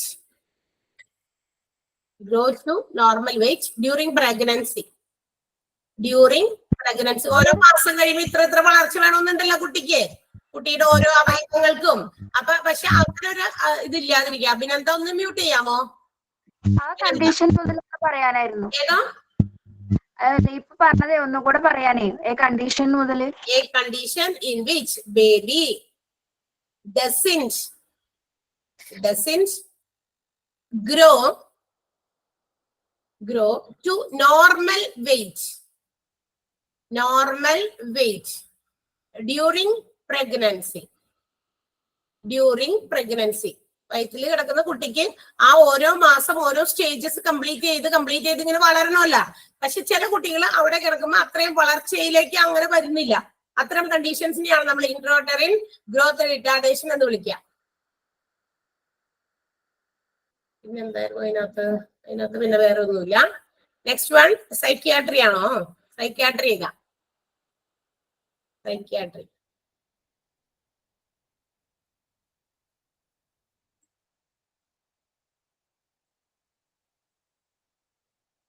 സൈക്യാട്രിയില് എന്താ അത്? ഐക്യുവിന്റെ full FOMAA ചോദിച്ചാലോ അല്ലെ? IQ എഴുതിക്കോട്ടെ. Intelligence quotient, intelligence, നമ്മുടെ ബുദ്ധിപരമായിട്ടുള്ള ആ ഒരു അതിന്റെ ബുദ്ധിപരമായ വളർച്ചയുടെ ഫലം. Intelligence quotient, QUOTIENT, intelligence quotient, അതാണ് IQ എന്ന് പറയുന്നതിന്റെ അർത്ഥം. നമ്മുടെ സാമാന്യ ബോധം എത്രത്തോളം ഉണ്ടെന്ന് അളക്കുന്നതിന് വേണ്ടിയിട്ട് ചില ടെസ്റ്റുകൾ അവർ നടത്തും ഡോക്ടേഴ്സ്. അപ്പോഴാണ് ഈ കഴിക്കുന്ന മരുന്നുകൾ കൊണ്ട് അല്ലെങ്കിൽ കൊടുക്കുന്ന കൗൺസിലിംഗ് കൊണ്ട് എന്തെങ്കിലും തരത്തിലുള്ള ഫലം ഉണ്ടോന്ന് അറിയണ്ടേ. അപ്പൊ അത് ടെസ്റ്റ് ചെയ്യുന്ന ഒരു രീതി, അത് ഓരോ പേഷ്യൻസിനെ ഡിപ്പെൻഡ് ചെയ്ത് അവർ കൊടുക്കുന്ന ആക്ടിവിറ്റീസ് ആയിരിക്കും. സ്പെല്ലിംഗ് ഒന്നുകൂടി പറയോ? Intelligence, INTELLIGENCE, intelligence. Quotient, QUOTIENT, intelligence quotient. പ്രത്യേകിച്ച് ഇനി അതിനകത്തൊന്നും പറയാനില്ല. ഡി അഡിക്ഷൻ സർവീസ് മനസ്സിലായല്ലോ അല്ലെ? ചില ആളുകൾ ഇത്തരം രോഗങ്ങൾക്ക് ആവാനുണ്ടാ കാരണം അവരുടെ ഏതെങ്കിലും സാധനങ്ങളെ അല്ലെങ്കിൽ വസ്തുക്കളോ ആവാം. ചിലപ്പോൾ മെറ്റീരിയൽസ് ആകാം, ചില മെറ്റീരിയൽസ് കൺസ്യൂം ചെയ്യുന്നത് കൊണ്ടാകാം, ചില മെറ്റീരിയൽസ് കൂടുതൽ നേരം ഉപയോഗിക്കുന്നത് കൊണ്ടാകാം. അവർക്ക് ഇത്തരം കാര്യങ്ങളിലേക്ക് ഭയങ്കരമായിട്ട് അഡിക്റ്റഡ് ആയി പോകും. അത്തരം അഡിക്ഷൻസ് ചില ആളുകളെ അവരുടെ മൈൻഡ് ഡിസോർഡർ ആകാൻ, ഇത്തരം വൈജ്ഞാനികമായ പ്രവർത്തനങ്ങൾ ഡിസ്റ്റർബ്ഡ് ആകാൻ ഒക്കെ കാരണമാകാം. ഒത്തിരി ചില ആൾക്കാരിലുണ്ട് കേട്ടാ, ഒത്തിരി കാര്യങ്ങൾ ഇങ്ങനെ തലയിൽ ചുമന്നുകൊണ്ട് എടുക്കുക എന്ന് വെച്ചാൽ ഒരുപാട് ആക്ടിവിറ്റീസിൽ എൻഗേജ്ഡ് ആകുക. അപ്പോഴും നമ്മുടെ മൈൻഡ് ഡിസോർഡർ ആയി പോകും. നമുക്ക് ചില കാര്യങ്ങൾ ഓർത്തെടുക്കാൻ പറ്റില്ല. അപ്പൊ നമ്മൾ എന്തായി ഇങ്ങനെയൊക്കെയാണ്, ബ്ലാങ്ക് ആയി പോകും. അപ്പൊ നമ്മള് ഒന്നും അറിയില്ലാത്ത ആൾക്കാരായി മാറുന്ന പോലെ ആകും. ഒത്തിരി വർക്ക് ടെൻഷൻസ് ഒക്കെ, ജോലി സംബന്ധമായിട്ടുള്ള കാര്യങ്ങളൊക്കെ ആണെങ്കിലും ഒരുപാട് കാര്യങ്ങൾ നമ്മൾ മനസ്സിലാക്കിക്കൊണ്ട് നടക്കുമ്പോൾ അത് it will be to burden. നമുക്ക് തന്നെ ഭയങ്കര ഒരു ബുദ്ധിമുട്ട്, ബേർഡനായി തീരും. അത് ചില രീതിയിലുള്ള ചില അബ്നോർമാലിറ്റീസ് കാണിക്കാനൊക്കെ ഇടയാകും. ചിലപ്പോഴൊക്കെ ഒത്തിരി കോസസ് ഉണ്ട് ഇങ്ങനെ ഒരു സാധനം വരാനായിട്ട്. ഇത്തരം സൈക്യാട്രി സംബന്ധമായ പ്രശ്നങ്ങൾ വരാനായിട്ട് ഒത്തിരി കാരണങ്ങൾ നമുക്ക് ചുറ്റുമുണ്ട്. എന്തെങ്കിലും സാധനങ്ങളുടെ അമിതമായ ഉപയോഗം, ചില ഡിവൈസ്, ഇപ്പൊ ഈ പറഞ്ഞില്ലേ മൊബൈൽ ഫോണുകൾ കുറെ നേരമൊക്കെ ഉപയോഗിക്കുക. അതിന്റെ ഫലമായിട്ട് ചില കുട്ടികളൊക്കെ ഇരുന്നിട്ട് കാണിക്കുമ്പോൾ അവരെ കുറച്ചു നേരമൊക്കെ ഒന്ന് വീക്ഷിച്ചാൽ നമുക്ക് കാണാം അവരുടെ അബ്നോർമാലിറ്റീസ് അവർ ചെയ്യുന്നത്. അതൊക്കെ നമ്മൾ ശ്രദ്ധിക്കുക. കുട്ടികളിലായാലും ഒക്കെ എന്താ പറയാ, ചില കാര്യങ്ങളൊക്കെ അമിതമായിട്ട് ഉപയോഗിക്കുമ്പോൾ അതൊന്നും പാടില്ല. അത് നമുക്ക് നമ്മുടെ മൈൻഡിനെ തന്നെ ചിലർ കാണിക്കുന്നത് അതിന്റെ അബ്നോർമാലിറ്റീസ് കാണിക്കുന്നത് പഠനത്തിലായിരിക്കും. ഈ ഡിവൈസ് ഒക്കെ ഉപയോഗിക്കുമ്പോൾ അവർ ഭയങ്കര ഇന്റലിജന്റ് ആയിട്ട് കാര്യങ്ങളൊക്കെ ചെയ്യുന്നു പറയുന്നത്. പക്ഷെ പഠനവുമായി ബന്ധപ്പെട്ടുമ്പോൾ അവർക്ക് അതിനകത്തേക്ക് കോൺസെൻട്രേറ്റ് ചെയ്യാൻ പറ്റുന്നില്ല. ഓക്കെ, അതുമായി ബന്ധപ്പെട്ട പ്രശ്നങ്ങൾ ചിലപ്പോൾ കണ്ണിന്റെ പ്രശ്നങ്ങൾ കൊണ്ടാകാം. പഠിക്കുന്നത് ആ കുട്ടി വ്യക്തമായി പഠിക്കുന്നില്ല, അവർക്കത് മനസ്സിലേക്ക് ഓർത്ത് വെക്കാൻ പറ്റുന്നില്ല. അതൊക്കെ ഒരു ഡിസോർഡേഴ്സ് വരുന്നതൊക്കെ ഇത്തരം കാര്യങ്ങളുടെ അമിതമായ ഉപയോഗം തന്നെയാണ്. അപ്പൊ അതിന് വേണ്ടിയിട്ട് ഡി അഡിക്ഷൻ, അതിൽ നിന്ന് പിന്തിരിപ്പിക്കാൻ വേണ്ടിയിട്ടുള്ള സർവീസസ് കൊടുക്കുന്ന ചില സ്ഥാപനങ്ങളും ഹോസ്പിറ്റൽസിൽ തന്നെയുണ്ട്. ചിലപ്പോൾ ഇന്ന് ഹോസ്പിറ്റൽസിന്റെ അകത്തുള്ള ഡിപ്പാർട്ട്മെന്റിനകത്തും ഇത് പെട്ടിട്ടുണ്ട്. അപ്പൊ അവരെ അങ്ങോട്ടേക്ക് പതുക്കെ മാറ്റുക, അവിടെ ചിലപ്പോ എന്തെങ്കിലും ആക്ടിവിറ്റീസിൽ എൻഗേജ്ഡ് ആക്കുക, മറ്റേതിൽ നിന്ന് പിന്മാറ്റാൻ വേണ്ടിയിട്ട്. ഓക്കെ, ചില ആളുകൾ മദ്യമൊക്കെ അധികം കഴിക്കുന്നവരെ നമ്മൾ ഇങ്ങനെ കൊണ്ടുപോയി ആക്കാറുണ്ടല്ല, അതൊക്കെ നിങ്ങൾക്ക് അറിയാം അല്ലെ? ഒത്തിരി ആളുകളെ കുറിച്ച് നമ്മൾ കേട്ടിട്ടുണ്ടായിരിക്കും. അങ്ങനെ കൂടുതൽ ഇത് കഴിച്ചതിന്റെ ഫലമായിട്ട് അതിൽ നിന്നൊക്കെ പിന്തിരിപ്പിക്കാനൊക്കെ ചില ഡി അഡിക്ഷൻ സെന്റേഴ്സിലേക്കൊക്കെ നമ്മൾ മാറ്റാറുണ്ട്. അതിന്റെ ഫലമായിട്ട് അവർ ചില കാര്യങ്ങളൊക്കെ കാണിച്ചു കൂട്ടും അല്ലെ? ഇതിങ്ങനെ അധികമായിട്ട് ഉപയോഗിക്കുമ്പോൾ ചിലപ്പോൾ അതിന്റെ ആഫ്റ്റർ എഫക്ട് നമ്മുടെ വീടുകളിലായിരിക്കും ഉണ്ടാകുക. അപ്പൊ അതൊക്കെ കൂടി കഴിയുമ്പോൾ നമുക്ക് സഹിക്കാൻ പറ്റാതെ ആകുമ്പോൾ ഇത്തരം ട്രീറ്റ്മെന്റുകൾ നടത്തുന്നു. അപ്പൊ അവര് പറയും ഇതൊക്കെ ഒഴിവാക്കാനായിട്ട് ഇവരെ ഡി അഡിക്ഷൻ സെന്റേഴ്സിലേക്ക് മാറ്റണം എന്ന് പറയും. അപ്പൊ അതൊക്കെ ചെയ്യേണ്ടി വരും. അപ്പൊ അതൊക്കെ ചെയ്ത് അവരെ നോർമൽ സ്റ്റേജിലേക്ക് കൊണ്ടുവരാൻ പറ്റുള്ളൂ. അതാണ് സൈക്യാട്രി വരിക. ഓക്കെ, അത് നമ്മൾ എഴുതേണ്ട ആവശ്യമില്ല. ഡി അഡിക്ഷൻ സർവീസ് കാര്യം മനസ്സിലാക്കി വെച്ചാൽ നമുക്ക് അതിന്റെ എക്സ്പ്ലനേഷൻസിലേക്ക് ഒന്നും പോകേണ്ട ആവശ്യമില്ല. IQ എന്താണെന്ന് മാത്രം അറിയാൻ വേണ്ടി അതൊന്ന് എഴുതി തന്നു. ഇന്റലിജൻസ് ക്വോഷ്യന്റ് ആണ്. എന്ന് വെച്ചാൽ നമ്മളുടെ എന്താ പറയാ ബുദ്ധി അളക്കുന്നതിന് വേണ്ടിയിട്ട്, അതിന് വേണ്ടിയിട്ടുള്ള ഒരു ടെസ്റ്റ് ആണ്. കോമൺ സെൻസ് അളക്കുന്നതിന് വേണ്ടിയിട്ടുള്ള ടെസ്റ്റ് ആണ്. അപ്പൊ ഇത്രയും ഇന്ന് പഠിച്ച എല്ലാ ഡിപ്പാർട്ട്മെന്റും ക്ലിയർ ആണോ? Is there any doubt on this part? Doubt ഒന്നും ഇല്ലല്ലോ ആർക്കും? ക്ലിയർ ആയി മാം. ക്ലിയർ ആണ്, വെരി ഗുഡ്. അടുത്ത ദിവസം വരുമ്പോ അപ്പൊ നമ്മൾ ചോദിക്കൂട്ടെ. ഇങ്ങനെ ചോദിക്കുമ്പോ ഇടയ്ക്കിടയ്ക്കൊക്കെ ഇങ്ങനെ വേഗം ചാടി പറഞ്ഞോളൂ ഉത്തരം. നിങ്ങൾ ചാടി നിന്നാലും ഞാനും ചാടി നിൽക്കും. ഓക്കെ, അപ്പൊ okay, so take care. Okay ma'am, thank you. ദിവസം കാണാം. Bye bye ma'am. Thank you ma'am. Thank you ma'am. Thank you ma'am. Thank you ma'am.